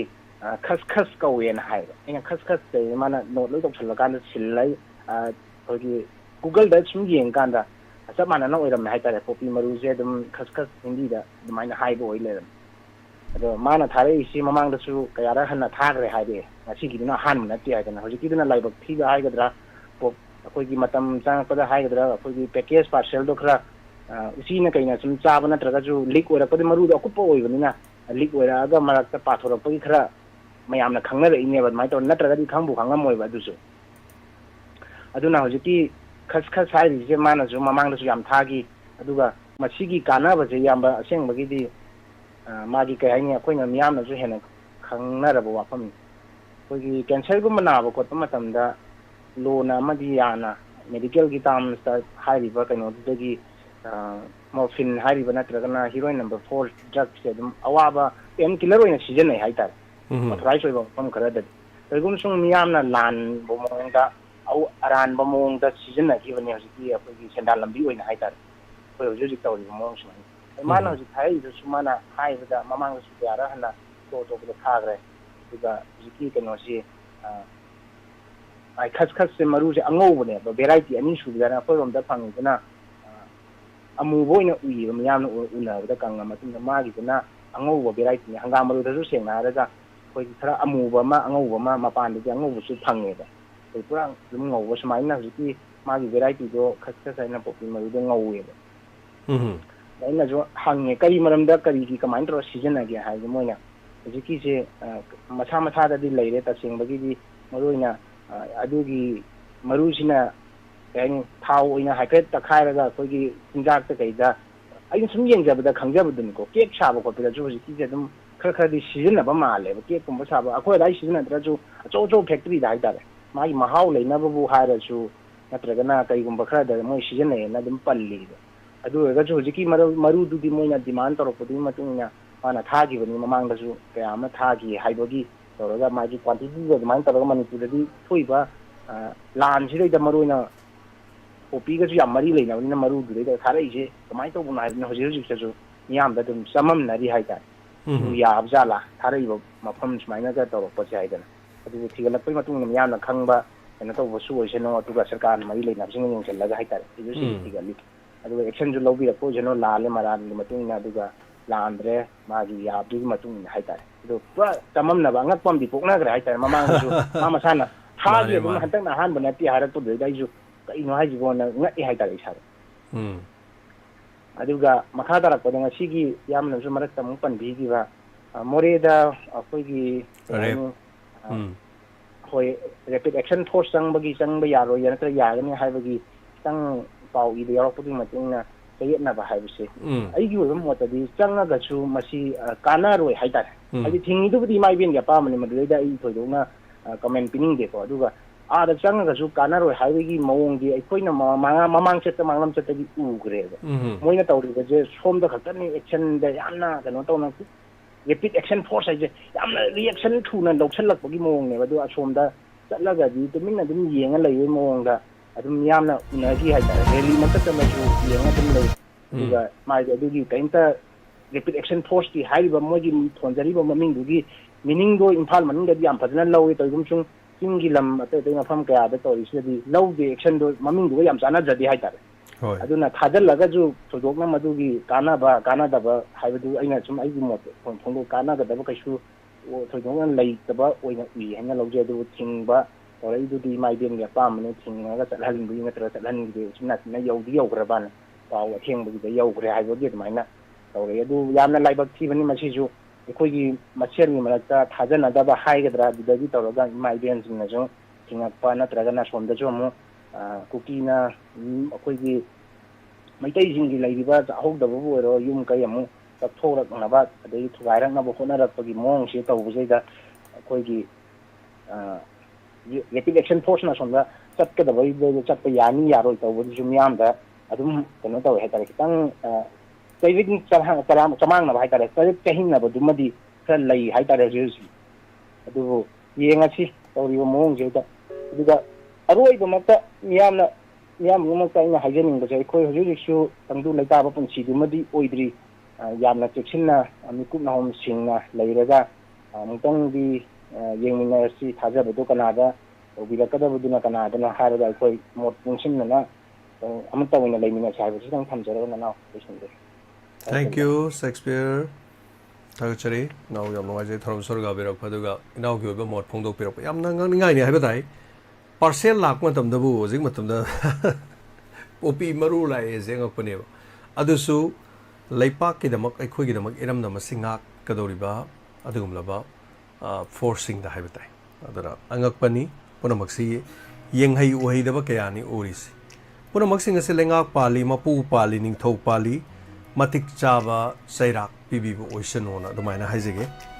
अइना लालमलबदे अइ चराक पिबा ताबनी चराक फंग ताबनी अइना मरम ओरगा अइना मीगी मयुमदा अइना केनो लामुरदी मई चुरुरदे अइ दंदी फंग ताबनी अरानबगी चराक दुम function तौबददी action C justice deny करी हैबा अदुना अखोइ मसी पुनमक्सिंगजे यारि मखदि थेंगथदना मखोइ यारि मखदि अखोइ अया मतमदि यांगना चराक सिंगजे पिबिरदी खर फदौ नत्रदी याय न सुम तौरकनी हाइतारे हेलो मिंग अमदे लेफम तापिसे आई सिंगम खातगी डब्ल्यू निंगथेम तराम लोकचरी ओजा निंगथेम तापिसे कनोम हंजे के तौंदे याम नुंगाइदबा पावमा अखोगी मेगे तांग कुंथ्रागी नुमित्ता अखोगी गोथना तोपन नुमित सैसिदा अखोगी मोइरांगकी नुपी मसामगी वीडियो अखोगी केनोमा फेसबुक ता मागी नोंबगी केनामा बोला कने नाइ दिबम खत थेंगलकी थाइना मानी अदुइदु लुहोंबदु बाबानि थुंगनगिब्रा थुंगनदब्रा अमा तौबदो अम तादिद्रबा अदुइदु थुंगनजरमदि याम नुंगाइगने न खल्ली अदु पाउगा ताबि कनो तौबा खंगमि यावरदि अदुम तंग ꯃꯁꯤ ꯃꯗꯨꯃꯛꯇꯤ ꯍꯣꯏ ꯑꯩꯈꯣꯏ ꯑꯁꯦꯡꯕꯗꯤ ꯆꯨꯔꯆꯥꯟꯄꯨꯔꯗ ꯉꯥꯏꯖꯈꯤꯕꯅꯤ ꯆꯨꯔꯆꯥꯟꯄꯨꯔꯗꯒꯤ ꯅꯨꯄꯥꯗꯨ ꯂꯥꯛꯀꯗꯧꯕꯗꯨ ꯃꯣꯏꯔꯥꯡꯂꯣꯝꯗ ꯂꯥꯛꯀꯗꯧꯕꯗꯨ ꯂꯝꯕꯤꯗ ꯂꯥꯛꯇꯤ ꯏꯔꯥꯡꯗꯨꯅ ꯑꯗꯨꯝ ꯌꯥꯈꯤꯗꯕꯖꯥꯠꯅꯤ ꯑꯗꯨ ꯍꯟꯗꯛꯁꯤ ꯑꯩꯈꯣꯏ ꯔꯤꯂꯤꯐ ꯀꯦꯝ ꯑꯃꯗꯁꯨ ꯑꯗꯨꯃꯥꯏꯅ ꯂꯨꯍꯣꯡꯕ ꯀꯥꯏꯕ ꯑꯃꯈꯛ ꯃꯌꯥꯝꯅ ꯅꯝꯗꯅ ꯂꯩꯀꯥꯏ ꯀꯩꯔꯣꯜ ꯂꯩꯀꯥꯏ ꯃꯐꯝ ꯑꯗꯨꯒꯤ ꯔꯤꯂꯤꯐ ꯀꯦꯝ ꯀ꯭ꯂꯕꯀꯤ ꯃꯤꯁꯤꯡꯅ ꯇꯧꯕꯤꯔꯀꯥꯟꯗ ꯅꯨꯄꯥ ꯃꯌꯨꯝ ꯅꯨꯄꯤ ꯃꯌꯨꯝꯒ ꯁꯥꯔꯒ ꯂꯨꯍꯣꯡꯈꯤ ꯑꯗꯨ ꯑꯦꯛꯖꯦꯛꯂꯤ ꯄꯥꯎꯗꯤ ꯆꯨꯔꯆꯥꯟꯄꯨꯔꯒꯤ ꯀꯥꯏꯈꯤꯕ ꯂꯨꯍꯣꯡꯕꯗꯨꯅꯤ ꯑꯣꯔ ꯃꯗꯨ ꯅꯠꯇꯦ ꯍꯥꯏꯕꯗꯨꯃꯗꯤ ꯈꯪꯗ꯭ꯔꯦ ꯑꯗꯨꯒ ꯑꯩꯅꯁꯨ ꯅꯤꯡꯁꯤꯡꯖꯒꯦ ꯍꯥꯏꯇꯥꯔꯦ ꯑꯣꯟꯊꯣꯛꯄꯅꯤꯗꯀꯣ ꯂꯨꯍꯣꯡꯕ ꯍꯥꯏꯕꯁꯤ ꯃꯤꯑꯣꯏꯕꯒꯤ ꯄꯨꯟꯁꯤꯗ ꯑꯃꯨꯛꯈꯛ ꯂꯥꯛꯄ ꯑꯗꯨꯒ ꯃꯈꯣꯏ ꯑꯅꯤꯒꯤ ꯄꯨꯟꯁꯤꯗ ꯇꯝꯈꯤꯕꯗꯨ ꯍꯣꯏ ꯔꯤꯂꯤꯐ ꯀꯦꯝꯗ ꯂꯩꯔꯁꯨ ꯃꯌꯨꯝ ꯃꯩꯗꯤ ꯂꯣꯏ ꯊꯥꯗꯣꯛꯄꯤꯈ꯭ꯔꯕꯅꯤ ꯍꯥꯏꯖꯔꯤꯕ ꯑꯗꯨꯕꯨ ꯉꯔꯥꯡ ꯃꯊꯪ ꯅꯍꯥꯟ ꯃꯣꯏ ꯂꯨꯍꯣꯡꯈꯤꯕꯗꯨ ꯃꯗꯨ ꯑꯣꯏꯔꯤ ꯖꯥꯠꯂꯥ ꯑꯇꯣꯞꯄ ꯑꯣꯏꯔꯤ ꯖꯥꯠꯂꯥ ꯑꯗꯨꯅ ꯑꯇꯣꯞꯄ ꯃꯥꯜꯂꯤ ꯑꯇꯣꯞꯄ ꯃꯥꯜꯂꯤ ꯃꯊꯪ ꯅꯍꯥꯟꯒꯤꯗ ꯍꯨꯌꯦꯟ ꯂꯝꯄꯥꯎꯒꯤꯗ ꯑꯃ ꯅꯨꯄꯤ ꯃꯆꯥ ꯑꯃꯒꯤ ꯀꯣꯟ ꯁꯥꯕꯒꯤ ꯑꯃ ꯎꯔꯛꯄꯗꯣ ꯑꯗꯨꯁꯨ ꯌꯥꯝ ꯅꯨꯡꯉꯥꯏꯖꯗꯕꯗꯒꯤ ꯍꯧꯖꯤꯛꯀꯤꯁꯤ ꯑꯩ ꯑꯝꯇ ꯍꯪꯖꯒꯦ ꯈꯟꯗꯅ ꯍꯪꯖꯔꯛꯄꯅꯤ ꯀꯩꯁꯨ ꯀꯥꯏꯕ ꯂꯩꯇꯦ ꯑꯣꯖꯥ ꯑꯩꯅꯗꯤ ꯏꯟꯐꯣꯔꯃꯦꯁꯟꯗꯤ ꯂꯩꯇ꯭ꯔꯦ ꯑꯗꯨꯕꯨ ꯃꯌꯥꯝ ꯄꯨꯝꯅꯃꯛꯅ ꯀꯔꯤꯒꯨꯝꯕ ꯈꯪꯕ ꯌꯥꯎꯔꯝꯃꯒꯗꯤ ꯑꯗꯨꯅꯤ ꯑꯗꯨꯝ ꯑꯩꯈꯣꯏ ꯇꯝꯃꯛꯄ ꯌꯥꯏ ꯃꯗꯨꯅꯤ ꯑꯩꯈꯣꯏ ꯄꯨꯛꯅꯤꯡꯒꯤ ꯋꯥꯔꯣꯜ ꯍꯥꯏꯁꯦ ꯈꯪꯕꯁꯤꯡ ꯑꯗꯨꯝ ꯇꯝꯕꯤꯔꯛꯄ ꯑꯣꯏꯁꯅꯨ ꯑꯣꯖꯥ ꯊꯦꯡꯛ ꯌꯨ ꯑꯣꯖꯥ ꯊꯦꯡꯛ ꯌꯨ ꯊꯦꯡꯛ ꯌꯨ ꯌꯥꯝ ꯅꯨꯡꯉꯥꯏꯇꯦ ꯀꯩꯅꯥꯗꯨꯅ ꯀꯦꯔꯒꯅꯦ ꯅꯨꯄꯥꯗꯨ ꯂꯥꯛꯇ꯭ꯔꯦꯅ ꯃꯥꯅ ꯂꯩꯈꯤꯕꯒꯤ ꯐꯣꯇꯣꯗꯨ ꯊꯥꯒꯠꯂꯛꯄ ꯎꯕꯗ ꯑꯣꯟꯊꯣꯛꯅ ꯅꯨꯡꯉꯥꯏꯖꯈꯤꯗ꯭ꯔꯕ ꯍꯥꯏꯇꯥꯔꯦꯅꯦ ꯃꯥꯅꯦ ꯃꯥꯅꯦ ꯃꯥꯒꯤ ꯑꯗꯨ ꯍꯧꯖꯤꯛꯇꯤ ꯍꯣꯏ ꯂꯥꯟꯕꯨꯗꯤ ꯊꯣꯛꯏ ꯍꯥꯏꯕꯕꯨ ꯉꯔꯥꯡ ꯅꯍꯥꯟ ꯂꯨꯍꯣꯡꯕꯗꯨꯁꯨꯅꯦ ꯑꯩꯈꯣই ꯃꯤꯁꯤꯡꯁꯤꯅꯅꯦ ꯍꯦꯛꯇ ꯄꯉꯥꯡꯗ ꯉꯥꯡꯕꯤꯌꯦ ꯑꯁ ꯍꯧꯖꯤꯛ ꯇꯥꯟꯖꯥꯁꯤꯗ ꯅꯠꯇ꯭ꯔꯗꯤ ꯂꯨꯍꯣꯡꯐꯝ ꯂꯩꯇ꯭ꯔꯕ꯭ꯔꯥ ꯍꯌꯦꯡ ꯀꯩꯅꯣ ꯇꯧꯔꯀꯥꯟꯗ ꯂꯨꯍꯣꯡꯕꯁꯨ ꯌꯥꯏ ꯀꯥꯏꯅ ꯃꯌꯥꯝꯅ ꯉꯥꯡꯕꯤꯕꯁꯨ ꯌꯥꯎꯏ ꯃꯈꯥꯗ ꯑꯩꯒꯤ ꯃꯣꯠꯇꯤ ꯂꯨꯍꯣꯡꯅꯦꯅ ꯂꯩꯔꯝꯅꯤ ꯑꯗꯨꯝ ꯀꯥꯏꯅꯈ꯭ꯔꯕꯅꯤ ꯀꯩꯗꯧꯔꯨꯅꯤ ꯃꯗꯨ ꯌꯥꯝ ꯌꯩꯊꯔꯨꯗꯅ ꯑꯗꯨꯝ ꯃꯌꯥꯝ ꯄꯨꯝꯅꯃꯛꯅ ꯀꯩꯔꯣꯜ ꯂꯩꯀꯥꯏꯅ ꯃꯔꯤ ꯃꯇꯥ ꯁꯥꯔꯒ ꯂꯨꯍꯣꯡꯕꯤꯕꯗꯨ ꯀꯩꯁꯨ ꯀꯥꯏꯕ ꯂꯩꯇꯦꯅ ꯑꯩꯗꯤ ꯂꯧꯖꯩ ꯊꯦꯡꯛ ꯌꯨ ꯁꯣ ꯃꯆ ꯑꯣꯖꯥ ꯋꯥꯐꯝꯁꯦ ꯄꯨꯈꯠꯄꯤꯔꯛꯄ ꯑꯁꯤꯒꯤꯗꯃꯛ ꯊꯦꯡꯛ ꯌꯨ ꯃꯁꯤꯅꯤ ꯑꯩꯈꯣꯏꯁꯨ ꯅꯨꯡꯉꯥꯏꯇꯦ ꯉꯁꯥꯏ ꯆꯨꯔꯆꯥꯟꯄꯨꯔꯒꯤꯗꯣ ꯃꯥ ꯑꯣꯏꯔꯤꯖꯥꯠꯂꯥ ꯅꯠꯇ꯭ꯔꯒꯅ ꯈꯜꯂꯝꯕꯅꯤ ꯑꯗꯨꯅ ꯑꯇꯣꯞꯄꯅꯦꯅ ꯑꯣꯖꯥꯅꯁꯨ ꯍꯥꯏꯔꯦ ꯑꯩꯁꯨ ꯄꯥꯎꯗꯨ ꯄꯥꯀꯥꯟꯗ ꯑꯩꯅꯁꯨ ꯈꯜꯂꯦꯕ ꯑꯁ ꯑꯣꯟꯊꯣꯛꯄꯅꯤꯗꯀꯣ ꯂꯨꯍꯣꯡꯕ ꯅꯨꯃꯤꯠꯇꯕꯨ ꯀꯥꯏꯅ ꯑꯗꯣ ꯐꯤꯂꯝꯗꯒ ꯍꯦꯛ ꯇꯧꯕꯁꯦ ꯑꯩꯅ ꯑꯦꯔ ꯄꯛꯇ꯭ꯔꯦꯗ ꯀꯩꯅꯣꯗ ꯂꯨꯍꯣꯡꯕ ꯅꯨꯃꯤꯠꯇ ꯅꯣꯡꯃꯩ ꯀꯥꯞꯄ ꯕꯣꯔ ꯍꯦꯛ ꯁꯤꯒꯨꯝꯕ ꯀꯥꯏꯅ ꯇꯧꯕꯁꯦ ꯅꯨꯡꯉꯥꯏꯇꯦꯕ ꯌꯥꯝꯅ ꯑꯗꯨꯒꯨꯝꯕ ꯋꯥꯐꯝꯗꯨꯗꯤ ꯃꯤꯑꯣꯏꯕꯒꯤ ꯄꯨꯟꯁꯤꯗ ꯑꯃꯨꯛꯈꯛ ꯊꯣꯛꯄ ꯌꯥꯝꯅ ꯇꯥꯡꯕ ꯍꯥꯏꯕ ꯇꯥꯔꯦ ꯑꯅꯤꯔꯛ ꯍꯟꯕ ꯌꯥꯕ ꯊꯕꯛ ꯅꯠꯇꯦꯕ ꯑꯗꯣ ꯑꯗꯨꯒꯨꯝꯕꯗꯨꯗ ꯊꯣꯛꯏꯕ ꯊꯧꯗꯣꯛꯇꯨꯗ ꯅꯨꯡꯉꯥꯏꯖꯗꯦ ꯑꯗꯨꯅ ꯃꯈꯣꯏ ꯀꯝꯗꯧꯈ꯭ꯔꯖꯥꯠꯅꯣ ꯍꯥꯏꯕꯒꯤ ꯋꯥꯐꯝ ꯑꯃꯅꯤ ꯂꯥꯛꯏꯁꯦ ꯌꯥꯝꯅ ꯑꯩꯈꯣꯏ ꯉꯁꯤ ꯀꯣꯂꯔꯅ ꯊꯝꯕꯤꯔꯝꯕ ꯋꯥꯐꯝꯁꯦ ꯑꯗꯨꯒ ꯊꯥꯒꯠꯆꯔꯤ ꯃꯁꯤꯒꯤꯗꯃꯛ ꯍꯟꯅ ꯑꯃꯤꯠ ꯌꯦꯡꯈꯣꯝꯅ ꯇꯥꯛꯄꯤꯔꯤ ꯁꯔ ꯄꯣꯄꯤ ꯁꯤꯠꯁꯦ ꯑꯩꯈꯣꯏꯒꯤ ꯕꯦꯡꯒꯥꯂꯤꯗ ꯄꯣꯁꯇꯣ ꯍꯥꯏꯅꯁꯨ ꯈꯪꯅꯩ ꯋꯦꯁ ꯕꯦꯡꯒꯣꯜꯗꯗꯤ ꯄꯥꯛꯇꯛ ꯀꯔꯤ ꯍꯥꯏꯅꯣ ꯄꯥꯛꯇꯛꯅꯅ ꯑꯂꯨꯒ ꯊꯣꯡꯉꯒ ꯆꯥꯅꯩ ꯄꯥꯛꯇꯛꯅꯅ ꯑꯂꯨꯒ ꯊꯣꯡꯉꯒ ꯆꯥꯅꯩ ꯕꯦꯡꯒꯥꯂꯤ ꯑꯂꯨ ꯄꯣꯁꯇꯣꯁꯦ ꯌꯥꯝꯅ ꯐꯦꯃꯁ ꯑꯣꯏꯕ ꯀꯔꯤ ꯃꯈꯜ ꯑꯃꯅꯤ ꯕꯦꯡꯒꯣꯂꯤꯁꯤꯡꯗꯤꯅ ꯇꯥꯛꯄꯤꯔꯤ ꯊꯥꯒꯠꯆꯔꯤ ꯑꯃꯤꯠ ꯌꯦꯡꯈꯣꯝ ꯃꯗꯨꯃꯗꯤ ꯑꯩꯈꯣꯏ ꯈꯪꯖꯗꯦ ꯑꯗꯨꯕꯨ ꯃꯁꯤ ꯑꯩꯈꯣꯏ ꯄꯨꯛꯅꯤꯡ ꯂꯧꯁꯤꯡ ꯑꯣꯏꯕ ꯋꯥꯐꯝꯅꯤ ꯊꯝꯕꯤꯔꯛꯂꯤꯕ ꯑꯃꯤꯠ ꯌꯦꯡꯈꯣꯝ ꯍꯥꯏꯅꯕꯒꯤ ꯋꯥꯗꯤ ꯑꯗꯨꯝ ꯍꯥꯏꯅꯩ ꯑꯩꯈꯣꯏ ꯁꯤꯗꯁꯨ ꯑꯩꯈꯣꯏꯅ ꯆꯥꯗꯕ ꯆꯤꯟꯖꯥꯛ ꯃꯌꯥꯝ ꯍꯥꯏꯇꯥꯔꯦ ꯑꯩꯈꯣꯏꯗꯗꯤ ꯑꯗꯨꯝ ꯃꯈꯜ ꯃꯊꯦꯜ ꯑꯃꯗꯤ ꯑꯣꯏꯔꯒ ꯆꯥꯅꯕ ꯑꯗꯨꯒ ꯑꯩꯈꯣꯏꯅ ꯆꯥꯗꯕ ꯋꯥꯐꯝꯁꯨ ꯑꯗꯨꯝ ꯂꯩꯌꯦꯕ ꯑꯩꯈꯣꯏꯒꯤ ꯖꯤꯔꯤꯔꯣꯝꯗ ꯑꯗꯨꯒ ꯑꯩꯈꯣꯏ ꯀꯁꯥꯔꯣꯝꯗ ꯆꯠꯂꯀꯥꯟꯗ ꯍꯥꯏꯅꯩ ꯀꯔꯤ ꯍꯪꯒꯥꯝ ꯃꯇꯣꯟꯅ ꯂꯦꯛ ꯂꯦꯛ ꯂꯥꯎꯔꯛꯄ ꯃꯇꯝꯗ ꯀꯔꯤ ꯉꯥꯅꯨ ꯊꯣꯡꯒꯣꯡꯅ ꯄꯥꯏꯕꯗ ꯍꯪꯒꯥꯝ ꯃꯇꯣꯟ ꯂꯦꯛꯊꯩ ꯀꯥꯏꯅ ꯍꯥꯏꯅꯩ ꯉꯥꯅꯨꯒ ꯍꯪꯒꯥꯝ ꯑꯗꯒꯤ ꯄꯥꯟꯒ ꯊꯣꯡꯉ ꯆꯥꯅꯕꯒꯤ ꯁꯤꯁꯨ ꯋꯥꯔꯤ ꯑꯗꯨꯝ ꯂꯩ ꯍꯥꯏꯕ ꯇꯥꯔꯦ ꯑꯩꯈꯣꯏ ꯁꯤꯗꯗꯤ ꯉꯥꯅꯨꯒ ꯄꯥꯟꯒ ꯊꯣꯡꯉ ꯆꯥꯕꯁꯤ ꯑꯗꯨꯝ ꯆꯥꯅꯕ ꯂꯩꯇꯦ ꯍꯪꯒꯥꯝ ꯊꯥꯛꯆꯤꯜꯂ ꯆꯥꯕꯁꯤ ꯂꯩꯇꯦ ꯑꯗꯨꯕꯨ ꯃꯈꯟ ꯃꯍꯥꯎ ꯍꯥꯏꯇꯥꯔꯦ ꯃꯁꯤꯒꯤ ꯇꯣꯉꯥꯟꯕ ꯂꯩꯇꯕꯗꯤ ꯅꯠꯇꯦ ꯑꯗꯨꯃꯥꯏꯅ ꯇꯧꯗꯅ ꯍꯥꯏꯕ ꯇꯥꯔꯦ ꯍꯧꯖꯤꯛ ꯄꯣꯁꯇꯣ ꯍꯥꯏꯔ ꯈꯪꯅꯩ ꯕꯦꯡꯒꯣꯂꯤꯗꯗꯤ ꯑꯗꯨꯒ ꯃꯈꯣꯏ ꯍꯥꯏꯔꯤꯕ ꯂꯩꯁꯤ ꯊꯣꯡꯉ ꯆꯥꯅꯩ ꯍꯥꯏꯔꯤ ꯃꯁꯤꯁꯨ ꯑꯗꯨꯝ ꯌꯥꯝ ꯅꯨꯡꯉꯥꯏꯕ ꯄꯥꯎ ꯑꯃꯅꯤ ꯍꯥꯏꯇꯥꯔꯦ ꯑꯩꯈꯣꯏꯗꯤ ꯈꯪꯖꯗꯦ ꯑꯗꯨꯕꯨ ꯏꯟꯐꯣꯔꯃꯦꯁꯟ ꯑꯗꯨꯒꯤꯗꯃꯛꯇ ꯌꯥꯝ ꯅꯨꯡꯉꯥꯏꯖꯩ ꯊꯣꯡꯉꯒ ꯆꯥꯕꯗ ꯆꯤꯟꯖꯥꯛꯁꯤ ꯑꯉꯛꯄꯁꯨ ꯌꯥꯝ ꯂꯩꯌꯦꯕ ꯀꯣꯟꯅꯗꯤ ꯍꯥꯟꯅꯗꯤ ꯈꯪꯗꯕ ꯆꯥꯔꯨꯔꯀꯥꯟꯗ ꯌꯥꯝ ꯍꯥꯎꯔꯝꯕꯁꯨ ꯌꯥꯝ ꯂꯩ ꯊꯦꯡꯛ ꯌꯨ ꯁꯣ ꯃꯆ ꯗꯥꯖꯩ ꯁꯔ ꯄꯨꯛꯅꯤꯡꯒꯤ ꯋꯥꯔꯣꯜꯁꯤ ꯁꯤꯒꯤ ꯃꯇꯝꯁꯤꯗ ꯑꯣꯏꯅ ꯇꯧꯕꯅ ꯅꯨꯡꯉꯥꯏꯖꯩꯅ ꯇꯥꯛꯄꯤꯔꯛꯑꯦ ꯗꯥꯖꯩ ꯑꯗꯨꯕꯨ ꯁꯤꯒꯤ ꯃꯇꯝꯁꯤ ꯇꯧꯋꯤ ꯍꯥꯏꯕ ꯋꯥꯅꯤ ꯑꯩꯉꯣꯟꯗꯗꯤ ꯌꯥꯝ ꯕꯦꯔꯥ ꯀꯥꯕ ꯃꯇꯝ ꯑꯣꯏꯕ ꯀꯔꯤꯅꯣ ꯍꯥꯏꯀꯥꯟꯗ ꯍꯣꯔꯦꯟ ꯏꯟꯁꯄꯦꯛꯇꯔ ꯇꯌꯥꯏꯁꯦ ꯑꯩꯗꯤ ꯁꯤ ꯃꯇꯝꯗ ꯏꯕ ꯍꯧꯋꯦꯕ ꯀꯣꯛꯁꯦ ꯃꯁꯤ ꯑꯩ ꯀꯣꯛꯁꯤ ꯊꯨꯒꯥꯏꯔꯒ ꯀꯔꯤ ꯇꯧꯁꯤꯒꯦ ꯀꯔꯤ ꯗꯥꯏꯂꯣꯛ ꯇꯧꯁꯤꯒꯦ ꯀꯔꯤ ꯑꯦꯛꯁꯟ ꯇꯧꯁꯤ ꯍꯣꯔꯦꯟ ꯀꯔꯝꯍꯥꯏꯅ ꯀꯞꯁꯤꯒꯦꯅ ꯑꯩꯗꯤ ꯁꯨꯃꯥꯏꯅ ꯇꯧꯔ ꯂꯩ ꯃꯇꯝꯅꯤ ꯍꯣꯏ ꯃꯌꯥꯝ ꯄꯨꯝꯅꯃꯛꯅ ꯊꯕꯛ ꯂꯣꯏ ꯆꯠꯊꯣꯛꯅꯔꯨꯔꯀꯥꯟꯗ ꯌꯨꯝꯗ ꯇꯤꯚꯤ ꯃꯃꯥꯡꯗ ꯂꯩꯔꯀꯥꯟꯗ ꯍꯥꯏꯇꯥꯔꯦ ꯑꯗꯨ ꯃꯇꯥꯡ ꯃꯇꯝ ꯑꯗꯨꯝ ꯃꯔꯛ ꯃꯔꯛꯇꯁꯨ ꯑꯗꯨꯝ ꯇꯧꯖꯔꯛꯀꯦ ꯇꯟꯖꯥꯗ ꯑꯗꯨꯒ ꯌꯥꯝ ꯅꯨꯡꯉꯥꯏꯕ ꯐꯣꯡꯗꯣꯛꯆꯕꯗꯤ ꯃꯌꯥꯝ ꯄꯨꯝꯅꯃꯛꯁꯨ ꯏꯟꯁꯄꯦꯛꯇꯔ ꯇꯌꯥꯏ ꯅꯨꯡꯁꯤꯕꯤꯕꯁꯤꯡꯅ ꯍꯥꯏꯕ ꯇꯥꯔꯦ ꯉꯔꯥꯡꯁꯤ ꯏꯟꯁꯄꯦꯛꯇꯔ ꯇꯌꯥꯏꯒꯤ 900 ꯁꯨꯕ ꯇꯥꯡꯀꯛꯅꯤ ꯃꯁꯤꯒꯤꯗꯃꯛꯇꯁꯨ ꯑꯩꯈꯣꯏꯅ ꯌꯥꯝꯅ ꯅꯨꯡꯉꯥꯏꯕ ꯐꯣꯡꯗꯣꯛꯆꯔꯤ ꯑꯗꯨꯒ ꯃꯁꯤ ꯑꯈꯟꯅꯕ ꯊꯧꯔꯝꯗꯤ ꯊꯝꯈꯤꯗ꯭ꯔꯦ ꯑꯩꯈꯣꯏ 950 ꯅꯠꯇ꯭ꯔꯒ 950 or 60 ngam bre yang jage lising suba da su soi da na tham jagani lupa lising manga truk tham jara kan da koi mi am pono mo ta khara khara kari hai batai nungai ba phong to pon lupa lising amam sum pi thok chabani hai batare ko oza ning them na hai bi re khang dre do oza James hawai tharak sei yung bi dana yung sogri pambi yung nga chap manari to nare sana lai pa Manipur da po lu bana ithan te kai ba phawi London gi khunu amane he na mabal ya oza ning them hai ba gi wani chokhat ba gi wadi mapan da yam chokhali adubu aikhoi gi lamdam sida nungai ba sigi mahau si tin khara siksara su kang khara dum si asu lambi thong khara phasadra su upul khara naijara su ningthi nungai na toti phangdra su ningthi nungai na kare ha batare irang phatra su aikhoi gi swai gi nungai ba su makhalamani nungai ba ba stimi oi ba punumak na mana pen thok lagadi leijari ba khara duna nungai jaba da karim ta kai ba leba janate adubu aikhoi gi nungai ba si su nungai ba mi ne ga phangpon te da aikhoi gi samna hai ba da isam samna aikhoi gi Imphal gi area Imphal East West hairasi swai gi mong khara se ga khoi swai gi Thobal Kakching district swai khadum khena ba khara le samna harab da khoi sai da nala manam je khoi sai da ka hena nam de Imphal mong diam sok khale du nala manam di phajana dum nam na su leidana nala sing chen de masi maram di tonga tongna civilization gi makhan tonga na di leikre masi khakta nate aikhoi sai da kang si kema tam da dum yam chik tra kan da dum Imphal mong kang ngam chik pa su le dengi yam nari pham ji uji gi noro kan Imphal manung na dum hen ba su le aduga nungai bagi wadi harisini Imphal da pokuna su Imphal da koi po magi nungai na dum khanjaba leiramgani aduga aikhoi na koi khunggang da poklo bagi khunggang da pok bagi khunungai si su masi su khunungai ni haitai mahau ni hai jage dum aduna aigi native land haisini aigi native ai Imphal da pokira khunggang da pokira kadai da pokino aigi native land native town native village masidi kanam tan munbe abjana te masigi khunung hai sidi seng har kanda mai gi adum ni hai tare thagachari ojani them gi wapam adum phajana takpire aduga tawbudi khoi mioi bani mioi be sisi kanda aikhoi madudi leifam du gi wani adu mioi ba ma hai bese mane hingbu du gi nungai bi yum da lerga pura dalan da lerga ai minung si khangoi dobuni ai nungai yai phaba mafam da leirabani ai minung si ai si sugang khangoi dong ne di ka su lei ponte ba tasengna de khoi mioi ba si whatever ma nungai bi yum da leibi yai santi chanyung marak da leiram ba yai ma khunggang da kari da dum lojung ya da leiram ba yai but magi thamoi du di kari hai tare real humanity oigedong ne asana thagachari zaning them common chumisar kang ce nala manam nami upul su aroi bi ne da piri thagachari zaning them kawa da gi hai ba tare kawa na mai pam lekai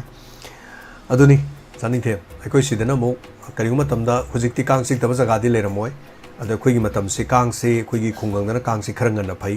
aduga kang si khara thengna lai hai tare adon Imphal da kang si chikpa da su son thawi chikpa su yam ngana chi mase khoi gi experience le hai tai khoi ne khang mada thank you so much ko lakte aduga madam ngathe Maria thank you so much thagachari mai magi khunggang hai ba du da gi wafam leite da magi kari hai tare opportunities hai tare ne magi leifam du gi opportunities leiba du na ni hai batai aduga aina leibada hingbada nungai ba duga madugi khudong chabai pai puna igi da makhori naupam tapam thamamba madu bai khuni khai khumna baduni na dumai haijagi ada puna mangni masidi Imphal ni helli khunggang ni helli lojing yuana soli tai haibagi wafam leite hoi khudong chaba civilization hemna dum hele do Imphal na khoi Imphal ni khoi sahar ni city ni haisi akhoi Delhi ga changdam daru budi Imphal de mu le hore dana mau gyo gradi dum Manipur dum le hore bari ba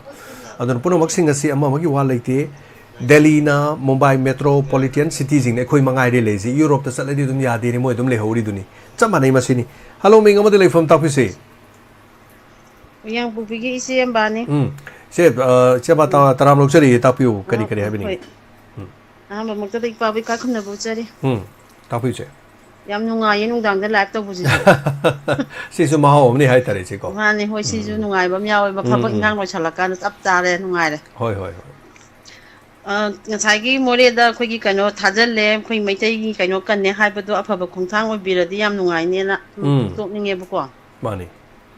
maduma apha ba mai gai da chuma mai gai da porak poi rasunu ya da na bu hanjal la di yam nungai rani Mani mani. Aduga amana sai Kurjip Singh na kainona sai khulai pikhala u dagi haibagi matang do aigi wakhangi oina di amukchu phaiba khoi maitai macha jingi hongna ba handak ngarang ju pa anoda khabar da chakmai rom da sangai thunga yam tawre e tawbinu khopinu na khabar da yaure e ba ko akhoi gi adugumba sum loinamak tawe haiba nate ko hoi khoi chim adugumba khara sudum yaurakpagi kana ba sudum laiba aduga moina huji akhoi dum kapak pa je dum leptre hayai ba khoi du ngarang han ju dum ya tamya je dum khara dum tawri dana aduna khoi isang thok chana bagi haro de mu pining de ba poche aduna khoi je kari no ba chawdori je khoi gi maitai jing je hai doira khang de ne paira ga khara chawja ba group ama ju dum thok pa khoi isang thok chana ba pikhat bu ju mu ya da ba kari no ba tawdoi je kamai hai je hai no khang di sham lu re bu che hojik se kari hai dong no khang di se wangang ba si mu lu ba leitre mi mana ne phanyam phana thabak tor masine wahai ani khakta ne che loina lekha tai ko hojik matam se masi khoina mang da loina uraba ngak ta ne aduga che punamak singa se koi kari hai ni apaba musung phatta ba se koi khana nei ne da ba sum ya da ba che no ji ta piri du ni ko ada sumaina sen khai tung khai heli harak pa ge du to ba khot pa su lei punamak ne ba ki di oi ba yam lu khari che kari hai du no khang de hojik leri phibam si ta seng ba mak ti punamak si hojik rf thajal libadu thangai sena Moria da mat tasena mak madu ngam gadori bra tenopal lan ba ngam gadori bra hauji yau khrabra yau dabra haiba chokoi khangjade aduna punamak singa si yau khiba taraga di apabu oire Moria da commando leiba singdu mapan thon de che ahanbada Moria da battalion commando amakak leirambani hariba singsi assault rifle na control tawi masigi matungda handak irang tholopu da Moria da commando gi tongan bi unit mari haiba tare makhoi tonga ton pham thamgibadagi commando gi unit sing du Moria da commando thamba yaroi haidana kuki sing na action tobudu madu handaki matang sida moi unit mari thamgibadagi commando gi mathakte action toroga commando sing kaithen tholpudi che noi kapini commando da adu hadakti ngam khidreba adu paw ma khakna Moria da leiriba lamsi loina temkhai gi dore bulldozer na hairak pa wafam ma paw si nimuni mungangna rakda Manipur gi CM na hairai ba wafam si Manipur gi maitai sing mafam adu hanjan ba leiba yana na ba ai khoi hon abani maya pono man apan ba pi ga no na CM na wafam di hairai ba adu wafam si adum yamna phai haiba tai afabu redi adum yam pono mon adum singna ba yawi mi pai ba yawi thajaba ngam da ba haiba tare palen ngak na bro hayeng at tenopal laksin mangam dredi kamai tawni na hangbu su yauri bi che ko ado mabuire ai khoi gi punamak se kai de na bagi hai tare tawbu redi yamna phai na dum haijege tapiu che tai kari le bi ke chu haningai leite da du mana to dia phaba khongthang hak da oi biradi phane habani dagi khabar daga yarak puda pa ba sum nungai jada ba hai tare ne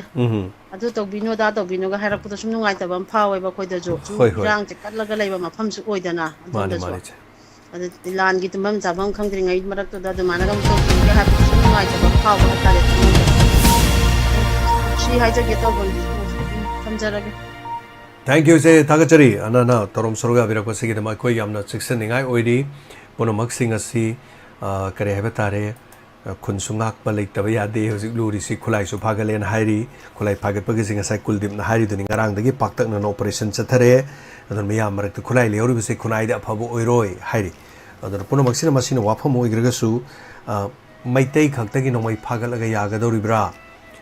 atopa kanglu phuruki makhoi gi no mai di phagal oidra Hai bo wafam sudum laknari masai matang sudum yang gi mot lerang ni hello me ngama de lefam habi se yo si mo isi sumitani si kari lupa wafam amani da pom to ke tapi se i ko singa sai kana pa de su social media ti ja ko Moria gi nakai gi lefam tin do koi kupina takai daga mogi oina on thu an ne na ko ro si ko i me am na budi ngapi sembi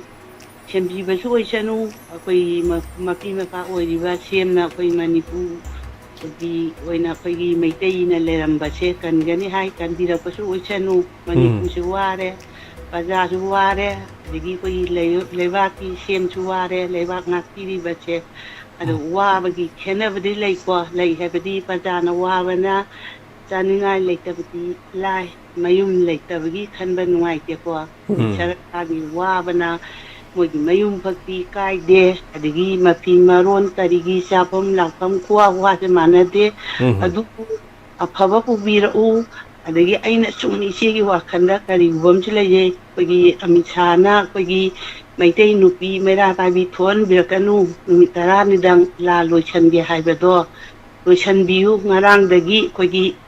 mi punbada kogi kan parne lawdadi yade na thugai hare ado afaba tabak porakpa amisana thengbadu oirakadar kani sen sum khanjaiba afaba romda pubirau thingasu kogi Manipuri koi lebam chafam khangdana likem da leiriba wariba mayamche mai magi lamda koi ban tiya myana likem da leiraga phatna pijarabasu awat pal hamda ju yumda chatningena igi mamitagi mapita ibungogi serem da ju tum tai loina wakwa likem tangda su ado afaba thabak ubir au phaine chena pungdok taningi aduga chena wafam mama ai am penja tabam lei thamoi nungdei thorakpa kogi ina lon kogi maitai dharma chatpa hindu gaura dharma chatpa aina koi manipur da soni khaido ko manipur macha koi maitai thingda ada aina penja da bam uiba social media da koi discussion daga khana bada matam kuina koi so sampu daga pastor oiroba ko tahi kaya ama macha pokna kaya ama lai macha chaudna koi yum tawdana magi Lining Sandu Uraba, Hot Uraba, Layrova, Ado, 100 Kilandu da Kamunel Oibanina, Tarak, Pui Talakieva, my day hat oina qua, Masid in Hangingeva, Migi Mama, Masak Pajavido, Ima Korubayati, Agi Ima Ativido, Agi Imani, Ima Budi, Ima Atani, she Budi, she Atani, Yamba Budi, Yamatan, Agi Hibam Layeva, Hibadi. Aigi iran duna laijaba yetum agi lamdam josang pudanatana mogi uina mogi pastor ojerure mogi takpi tambidana mogi lining lambienda kaya malukure ado akoina oja kanbanga maroi oja selauro na thai na bahaiwa chelakeba omi kayam pastor orubama aigi yum sida laijarabadi yet uma panda tepo laijaba Migi mayumduda ima natana ima charuba tauruba che aigi lining lamien thabaga migi lining lamien taurubadagi mana semgat samba taujarobdo budakta utpon kiyaba aigi haibasina sim henba leiteba isen hajani che aina samna harawda ko yembi yamana yembi sina nganu ju koli yenju koli isigi ju kolaleba Wolan yebiga yana wal era yebi sina kokok da lebe isindu ubada nganu duna isinda paithagiyaba ma makana yebi duna masadu kannawa kona kokok era pante leba yebi duna ukida tongda bangam deba ado magi saura kana magi marundu gi sakheba do aigi ima ipagi maitei haiba sina che samba ai inatugi gi dharam duda chasa phai haiba wan da che khal aba matam odi sa khala ba matam ne lai so hamni na kamuni se yarakte ba magi aigi na tanjanin bana lal tawrak matam di yade ba khandor e ba masida ina ningbadi aigi mama lamdam manipu kawiganu ima ipa kawiganu migi mama da mama kawiyade aigi ima natana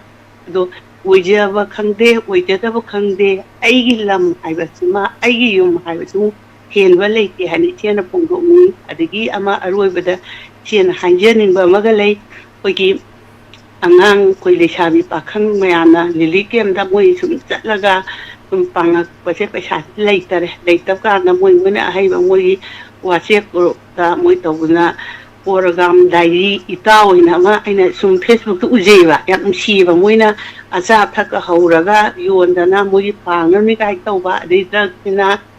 koigi drak jabina phatte kana kurit angobudaga magi banner ga thetlaga adegi koigi lambi da koigi ban tawsina phatte kaina anga haina tawjaribude am siaba abedi makam mangan na tawra ibadu siba du thagat ningeba ado ai Ima ipa agi lamdam ani pung henba leite haibase hainingi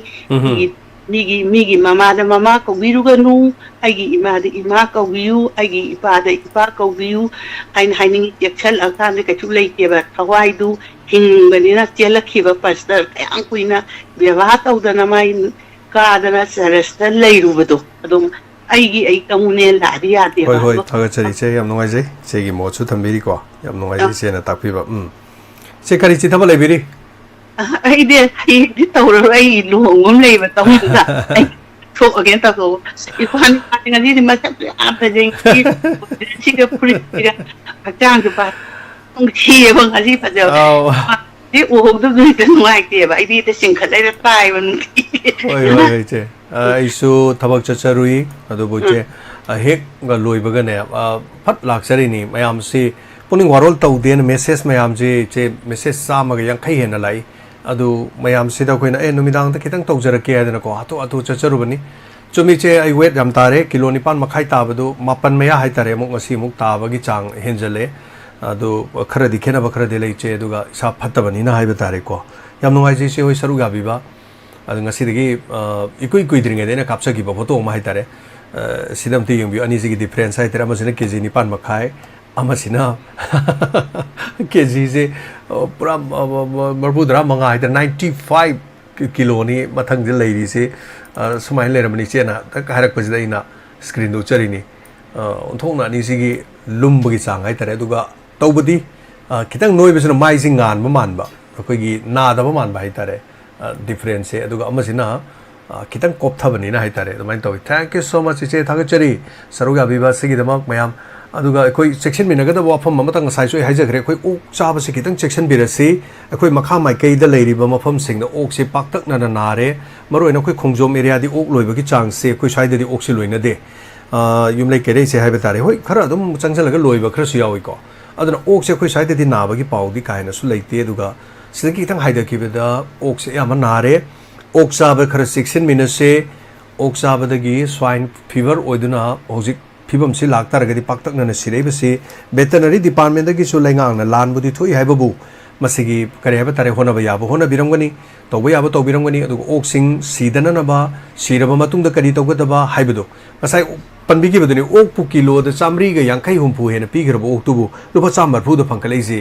mayam hong en harau biru no ba aduna punsin he na tangi ko ok te dum lehau do ne ko di sat ki dong ni masi ma khoi mayam khangmina se koi gi chal roma sinina singjamai di yadre punamak singasi loinamak koi gi kari ha tare dengue ngakta na ba singjamai chapasi ta singna har di mayam kina ba su yawi genemic sana mayam na khambiri ko koi chal genemic sana isai mek iba yai fore iba aduga nangi wahi kayana gane iba ichal genemic sana diamond tv gi family gi member masu oibiri ba ha batai maksi dengue nare ado ekarai chaluge na mono call torange ai singjamai chalui harap koi wani da ado singjamai je koi na loina kire habi wana te ko mayam kitang section minasi akoi roma sini na so hairi singjamai de gi mi si pukhalaga le hau toror di hekta dengue oirami haidana dengue ado mayam section minasi dengue ne hekta nara gite sigeda badina te hoju phabu sigi bese manipur gi mi ahum phabu gi record ti lera male ado amoram yai akoi section minasi aduga yari makai di oksi amuktang mayam chabasi topi se masibade akoi mayam da kono lukchabani maramdi akoi gi haksang gi damakta haiba tare ko aduna oksi charagumsi okhara amuktang khara lerego ine sabiu okse yam phatre huju ori pibam chine dengu nara agadi masi tension jage wafam thagachari akoi gi che sunita thorom saruga birakpa masigi da maduga thagachari yamba james ai noi bana fazai yeng bada di hakchang di yang kang bana di phagani achumani aduna ngasai gi yang kang bana di morom da sam nongai ba na ba de gi ate de gi am phai ha ba tare aduga noi ba sina mai thong da di koi gi kan laur ga pangan ni yam kalaga leiba aduga som da manung da mai chak pa ha ba tare hello minga ma telephone tak pi se hai thawan maya la dei so ni taram nok chari chari ta pio ha noi ba ha ga ne ko ha yam noi khalami da namara ma hoi ado ai ju yam noi khalami ba 2022 gi october gi duda wait ka de ha ga isa ga tana da bido adu tawe ba adu tawe da gi ai je isa je pa talen isa bu di nung lai di khang ya ba hana ado ra city da pa tale aduga doctor Santa Jito aduga aje wari Tanare, Dr. Sanchez, the Yengaga. At the 90 weight can as Haga Sana, the Aduna Nara Kaniana, Hive for the Hida Kibako. The ye at the mana CD scale and Tanglo Ronangi, the noon delayed at the mana sing never Topanga labor, Gima own to Harak Haitara. At the CD scale over times, the appendix totally ago. At the appendix says he had a local to the noon did go on a local say, Haga, the my dog, the Tokiba. Adugi Matung, the Yidi Amutu, noon there for ye 2 centimeter, 2 centimeter, Musisa river. Aduga Kini, the ye, Nandara, you tell the Paleva, the ye, Dr. Solese. She's in a more, Kogi can consider. Rain and Natra, we stop high Jetta river. Adugi Hantaka, Humu Pareva. Adugi Matung, the day among Sumo, Nana Hansetin, Valing, but Toga. Nung the yet long the never, the Toka. I do noon get Muchum later never. I do the Pieva, Dugido. Other Hagi, noon, long Tokiva, Kotokiva, and do the happy Simane, it has in the young idea, do the Come to me. Nungi Hidak purposes, Moina Amamu pay, have a dinner. I don't know where I Amamu purposes has a high picture. Labor ma labor. Maduni Nungi Hidaxi, Sumarab Chad and Equina Pangtak Takayadaba. Quite a Pabudi sing Takano, quite a Pabazani, do sing say, Haizeriba, Suisamaxe, Mingon the Litter Maritawai, do Isamaxi, Anita Oyam, Kangam the Bim Tawe, Shuaduna. Ngam dabai si karidoge bo champra mai khara thai ama khara thaksali si thangning naba haidana ade hawai chana gu makra sai khara phulla di sing khara thak naba haina khara tawi masi punamaksi adagi sing khara kare hai tare pogan naba haiba tare uriksi bi mana adagi dinga sai su khoi ma ma lak pirami ma duna tak piramane khoi ge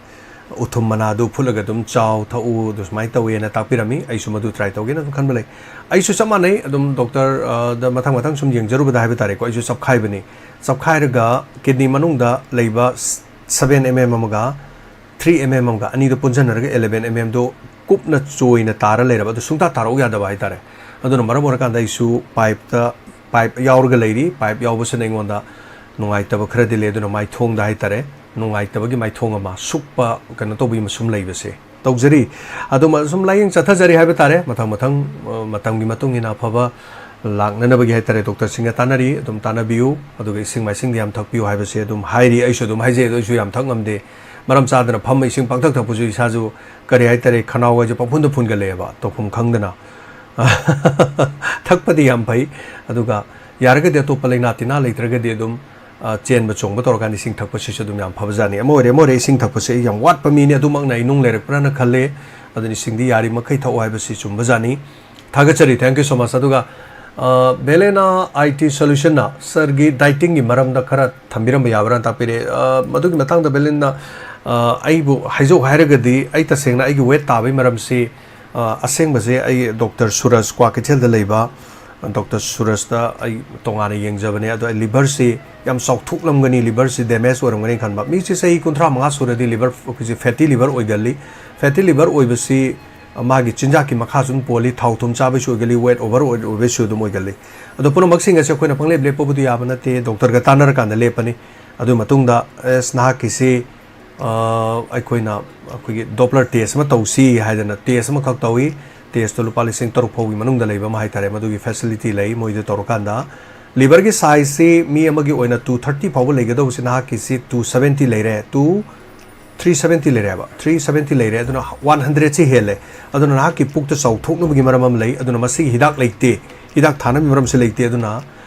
Iro exercise Karato, I do a chab semo, wait and then about Harapani. Masicatani labor from said no, wait and then about chab the same way as the Kashu Mayam Namati, Puktan, Saksara, Sakom, Saksaraga, no I Jabanido Mubase. Ado mamay thang dai su khale ana abdu mayam yom salam ni ne koi na lai salam ni ne kai doge bu mayam ga mana da bam haure salad kumba aduga vegetable gumba aduga kari habe tare insang da su thau ngor ga su yam ngau da ba hawai gumba yendem kai kai hapsal mix insang hai tare ko kobi lei or the khamen se ma kai pang thong jan ba khoi gi sugum bai tare sebot or ju bori ga khar thong jan ma khare am kobi lei ga pa option bi the belendri ga pa option ba singum ba gi no po che khare am sar kan sak si sungam yam da bai ba tare ai gi khuna soi pari se am khok tong pai bi sak se khang sa bai ba tare aduga masana sigi po che chatharu ka weight se dum handarak pani aduna tha ama makhai da hari ba se hoji pogdi tha ni hairage thani phok manungda kilo 9 makhai leramani dunga sidi kilo 8 yogadore sini ai belinna na hangbira po hangi pa khumbi jabani thank you so much thagachari aduga ichalama call tawbirak ko thagachari yangmina se masini puno maksi leiri wapam singa se adu thau phai ada thau phai loi hainei adum yengba ya kasu kai de pai puna thamamba koi gi channel role sing hai tare aduga thagachari sir kamai no weight loss oibanon kaisal tamthiba ai sunga sai jai jare bedoni weight loss oine na bagi damakta ai makal kya gi yengre ba gym ga chalaga hona kre adagi de moi gi fat cutter ga du sa dana yengre adagi upalising ohum pi ba mari pi ba manga de as kari no moi gi loire test to buja se isa ji de ko adu amata yade sungta ta de hai tare weight si karim taw yade chingkar ga yenge ma tor yenge yadre adu cha ba dai tare chak si carbohydrate se lothoga fruit hai tare haira khar sagalle aduga yes yen goma dum matuma mani dum chai anu o kuma kari gum se avoid tore hui red meat hai tare ko sigum se aduga dum nga dum chai adu tawdi ayai bagumba sum lawrugumba khara mai steam gumba hai tare thank you so much thagachari mayam so dum khara yeng biu mathang color ma laya aduga mathang gi thorum da olen sapam gi thorum ngai dunu leirabani aduna mahak ki thorum si ready oidru phaugi hai tare thorum di lotion be are du mathang color lokha jage hello minga ma le form ha bi se oi mani na company mani ma chawbi taram lok chari tak piu kare ha bi ningi si mo la ne nandang ga taw si am nungai da sum chau jare ini ni ko dai mu ne oi wet tai hai bi do am ji nungai angang ma le hoi ngasai gi chau thorom ni pixel akan dai tare mai di nok da hing chape hai bi do ni ma sahi ya ka su ya da banin hai ba tare du weight overweight ai sina laina pon mak na han bi ai masi di myam pon mak khangna ra wafam ne ai na hajadra ga su ta pi ma tai kare kare ha bi ning ha bi yeng yam nungai re ba yeng ba thank you ado dikke yam nungai te ma ji ko haloi jere ba wa le ba ki to ni khawai ge yang de ai tare yam nungai te dikki ya tam ya da yang wanari ba ni kha manga to se su tum dre ai ma yin ji mo ma chen je adu pakat ga lai ba adu mai to se yam thing na re ba phone to na hang ba yam ngai te si gi su si ta kap na ro si lek si su du ga koi angang ani si haru ma te bo phangan da su tumin nam sun lai choki ba si yam ngai je da ba thamo ji yam na ni lai na ngang ba hai da tare ko du ba do kan lai jai ate tu ma tam dang tam ka na ni shen pe na lai na yung di ba tu ma tu ta khanti la ati ko yam ngai je su ma gi khara bu di inga ga su du ma gi apun da yam se yam ngai ta ba hai tare su tam tamok na sum tham ba do adu ge thu ma tam da khanti wen biu ai na su hai jai ko nang na ba ke ngai ta ba du ko ye so na ga la ga ko ni bu gi onda pusal ro ma na se ngang bo ko pa si yang ke dei ma bo han na ma na thaga chari ga thago mai pa ni ko yang ko mai pang na na man ko lan da ba ko yung to mai pang ni na ko duai hai je ye na sin tong jara thaga chari hoi ima chawi am nungai je ko to khoi ichal lamadi ichal inau ai tare icha hai ra sui ai koina lekhidra ba cha ni du gi makhoi gi haksang do madu sinabi radi am nungai ni makhoi imung manungda adu moi phare haina madu gi thu amaga tumina legi be sinai khoi irang si nem thaba nem thana na bagi kari gumba khara tawra ba jala haiba mayam na hangna ba sudum lei haiba tare ma aduna maram orakanda makhoi gi achuma puruk na bagi dama taseng na harakanda asi bedu kadai wai da phungki bagi karai le bagi saru oira su ko machet na matanga pibiradi yam nungai ga da bajan punamak singasi thagachari hanana lalita devi chomisar Thank you so much. Aduga Sir Gilbert sering ama dum thiba gidin jari minute tara muki manungda dum leijari haiba tare. Aduga hojik leirisi am lukre. Mari leinaba mi sing phare hai targa di karigidamakta makoi mafam tak ngamdrino guys. Aduna yam nuaiti. Aikoi tatongi naba phare oja pisumgi Sir Sanjita yengbi krabo oja su natapire. Sasin sagol se ai madumakti pisumgi dubadi yengdri. Phadiam phaninge kari haiba tare naba si nungai ba thabak nateba. Andre koi di thau se du ki matik chinjabani do. Imaibel singa sanga tawjaba awana ga sanga tawjaba. Ade sidas maina platform da miyam da muk akoi tawjari sin akoi khange haire Manipur gi akoi mangai re na karim ta leijaba nate akoi na leijaba khangjaba haibabu mi gi awa ba yeng mangam jadaba minung si da mai pangphau phau jar gai tari sa gi karim leijaba su nate adegi atopa maram amagi da makta su tawjaba nate ai gi haibabu imaibel sing miyam lei aduga loi sure doctor degi engineer degi phi sabi degi check sab ho ai gi leitabam ta leite paisa di leijadi lan thum de adubo akoi wakhal manaba miyam lei masina ne kun awana da mating pangam jari se so thagachari mathangi caller malokha chage Dr. Gilbert, first of all congratulations adongi exam mai pai haibagi wafam amsu tajai yam ngai jai aduga madugi damakta so khoi mai kai digi diamond chimi mai kai digi so first of all congratulate thagachari taram lokchari thagachari ai hairing ti wasum aga job pai tabjabane ai di kala pu na ngang ge tawmi do wari haibi ai di kala wa ngang be kala speedy way bane masa ge do adu gaina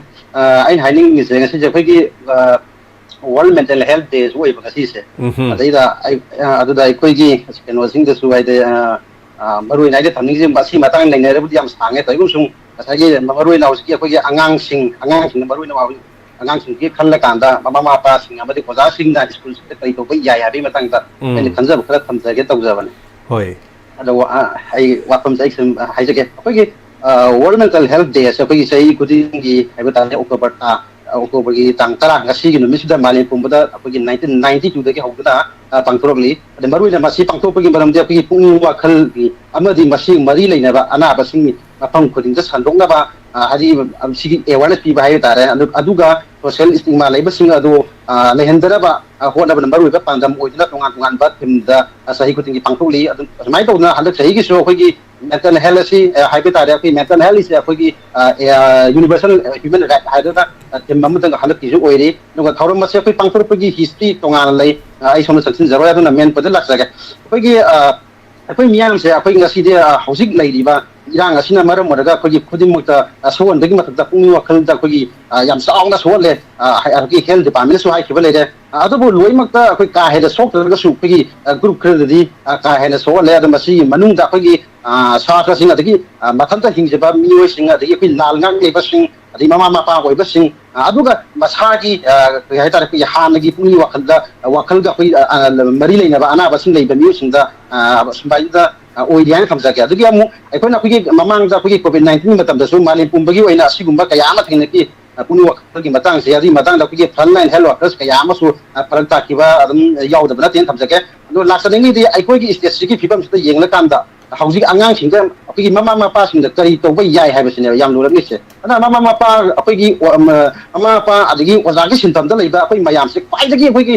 marui ba stakeholder ni lobje ana kari gumba step ama fasana makoi da thing da thang ba matam da ading lokat pa matam da ba tai koi ngasi gi angang sing gi wakal da tari ba ati ba tu zung ba stigma mayam se control to da natara koi gi tung gi pusi da so ko impact ama legani khanse aduna koi gi sa to sing gi mental health ki matang da samai ja gi koi gi mama mapa wai ba sing na koi gi makhoi bu yam fasana takpi tam bi ba ma sang ha ha adigi loina na mu koi gi wakal ta ba angang sing wai la na koi ware ama lo da makhoi su saruk ya han ba tangai pa de lo se loina to ba ya ta ba fasana wakal ta han ba ma sang angang sing da apaba adi healthy development ama lai han ba hai ba sia koi mama mapa gi loina na akoi ba da lei ba koi gi miyam gi makha polian thamjage aduga mama mapa anxiety depression lei ba madugi mami ado angang sing da kirang kaya da saiting pi masi akoi na khang da ni na hai jage adagi amu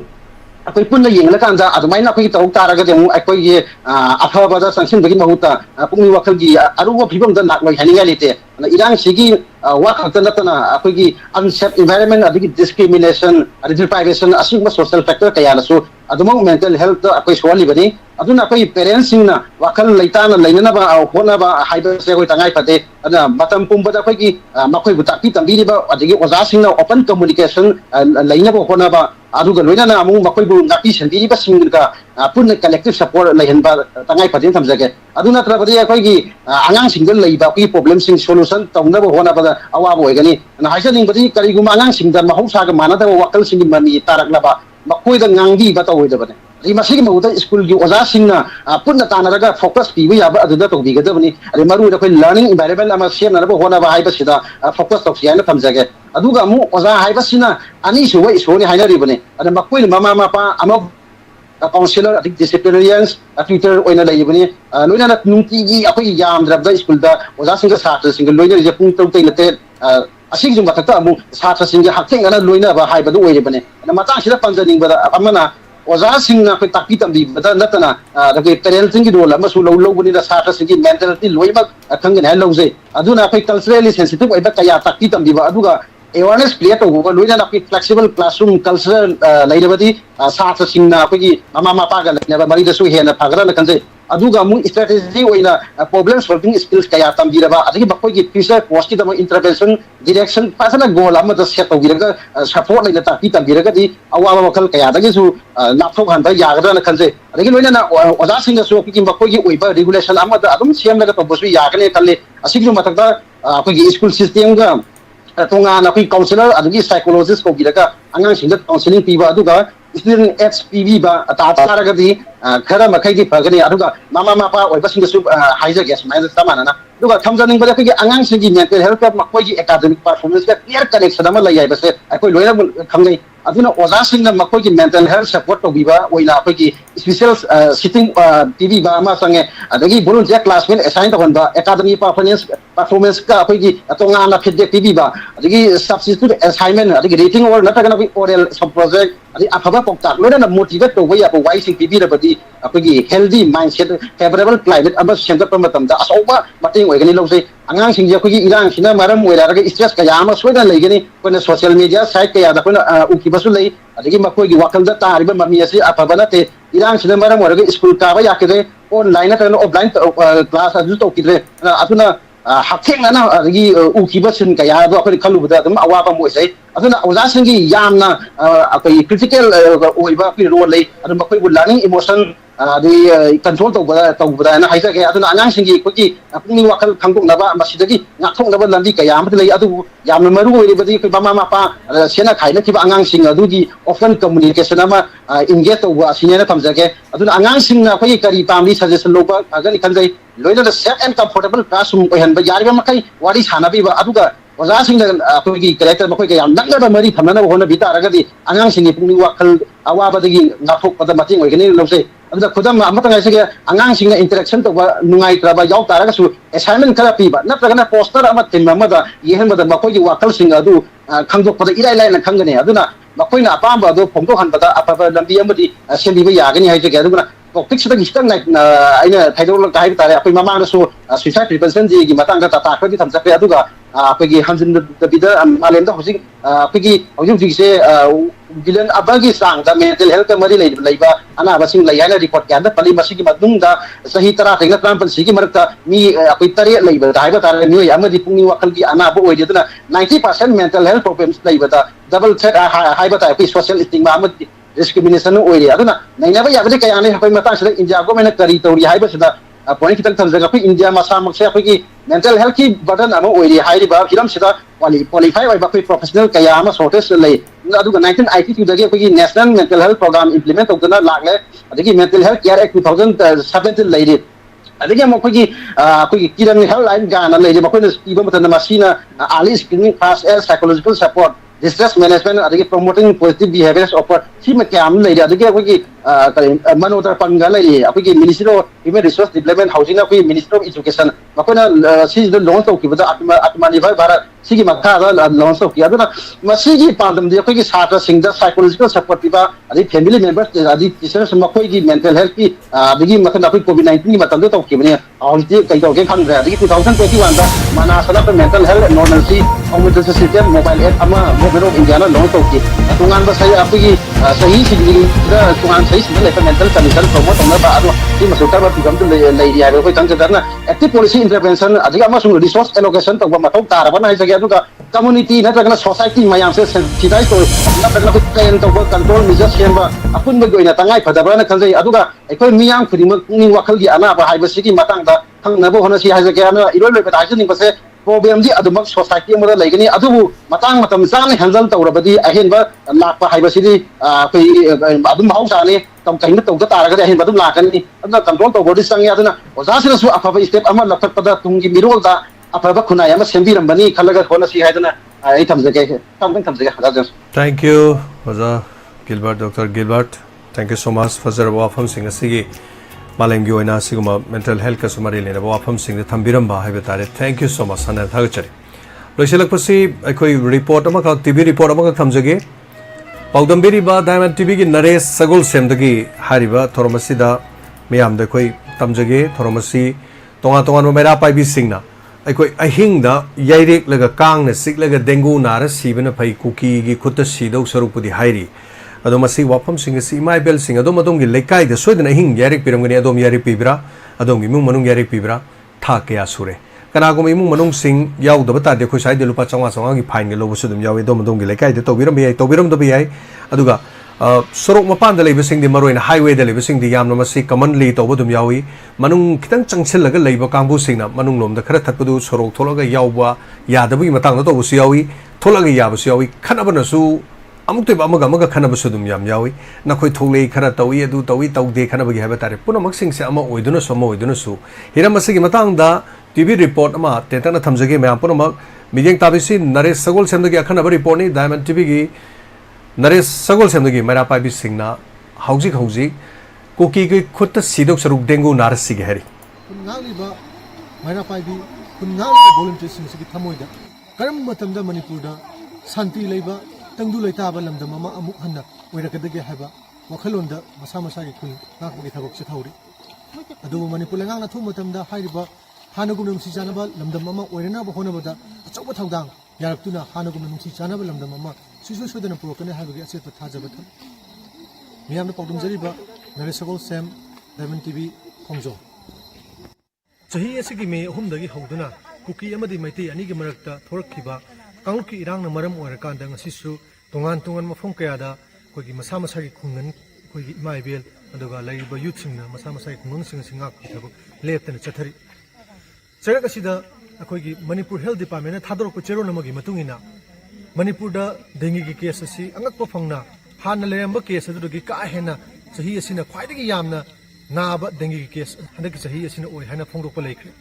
loinina khun ngang liba tungan ba volunteers sing imaibel sing hina kari karam wa pholon thamlakan da haiwe masa gi khungang sing asi haiba dengue ki case laina laiset matam asida karam na ngak pugi haiba gi matang da mayam puna mien taminasi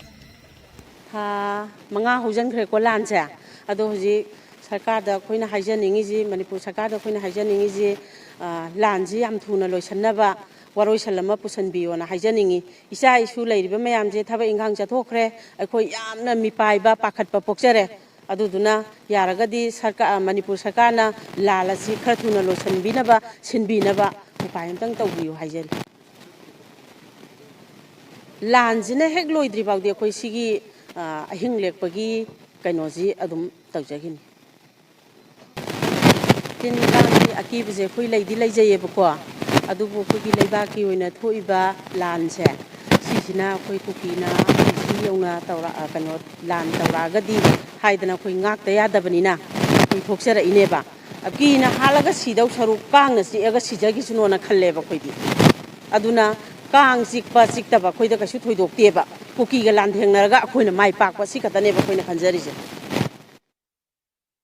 wat ki taba nimisi da khoi dum thoklei hafta amagi manungda amumukti khoi dum tajai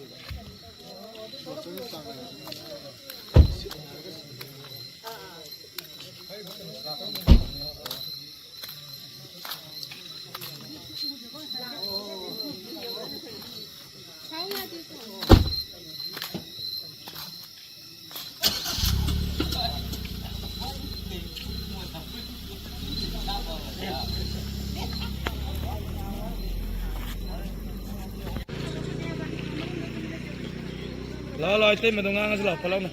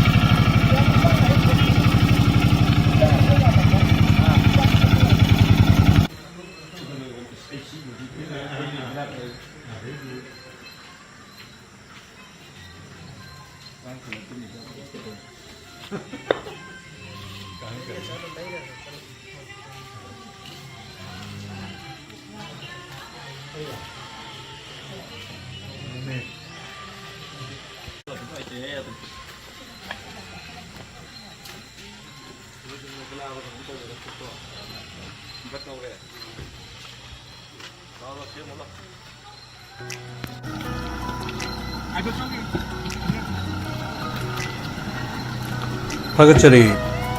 punamak nasigi Pukning Warol thoromda midyang tabiri besing punamak hana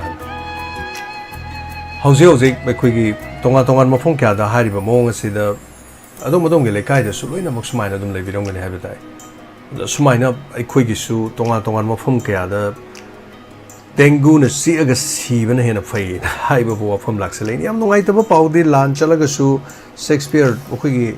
tongan ba hai tare ko strep typhus ne haina chingnabatin na chikpadagi lan wa pami ma sire haibagi wafam su lei masi su dum nungai taba pauni haibatai ado punamak sing asi yengbiu aina oju uchari budune ba koi diamond tv gi mamang da koi gi sig hek lamkhai haiba tare khongjom lamkhai ne khoine de jari si lamkhai da tongan ba khunggang sing asina khunggang ama ngasina khunggang ama haiba tare khongjom si koi khun tarani thoina pullaga oiba lam amani tekcham sapam papa langathel aduga phundrei budi thodre aduga laiba sing da hai tare chingtham tongan ba kya marum si koi khunja mapan mayam sina magi mapa dum leiba yawi khongjom bazar ki sun to yawi sapam gi bra smai to dana hai tare do madong gi lekai je soi to birong gani masi puno masi kari gi tawri no na hai kana kangkhan khalaga to mi dung hattani pung amani tuma kanda noi pali amuk tare haram howdo gani ba tawrisi adon masi main to dune koi lamsi de loin honari ba ngakani tension jage ngasi gi makha ta ba kolo ko chararoi mathang gi live ta koi gi online sapam go loina na thoromasi da saru yana na bagi tanja du lojage thagachari punomak ngasi gi thoromasi hena mapung phan biba aduga hayeng soidana maki pung ama tarakpu matamda Pukning Warol da dumak nungthili matamda thengnaminasi akhanabak kari damak ta tawjari ba thorom no hairagadi nungthil ta hudabadana koi mung numidang ta tawjarakpani aduga marakta ngasai chinrawma ai mingsi khangjahudre lupa kun haiba tare gp copy gani koi sat revenue da copy rakpa chinnaw dubusu hanana thagachari thoromasi da penbira dana dongi thamoina lupa kun copy rakpa nungsit thoiba sapamcha haibo ramale thagachari nungsit thoiba sapamcha du mayam phajaba comment sing ami bire punamak pathok chabadi ngamjahudre adu bodom haibiri wafam sing loksin jare punamak sida dunga sigi damak di matang sida Pukning Warol thorom loksin jabage yabadu lokjari marak asida moirang santhongda maitai nongsana koi tengbang luraba matungda madam Elizabeth ki family na ai de karamba mafam da chatlu ge de moirang gi santhong da chapiu hairu de chatlu re haidena photo ma thabi rei masigi da mukta so thagachari hana sigi thoromasi hayenge Pukning Warol da akoi mayam punminasi nungai raba wafam kaya marum pukhanminasi awaba nungai ba punamak punsilaga oiba thoroma ma khangni so ngasigi da maktadi mayam punamapu James haiguru jamna thoromasi losin jabagi abalokjari thangnaba mikupta online sapam dagi live to thoromasi da miyeng taminasi punamapu James haiguru jamna kharum jari take care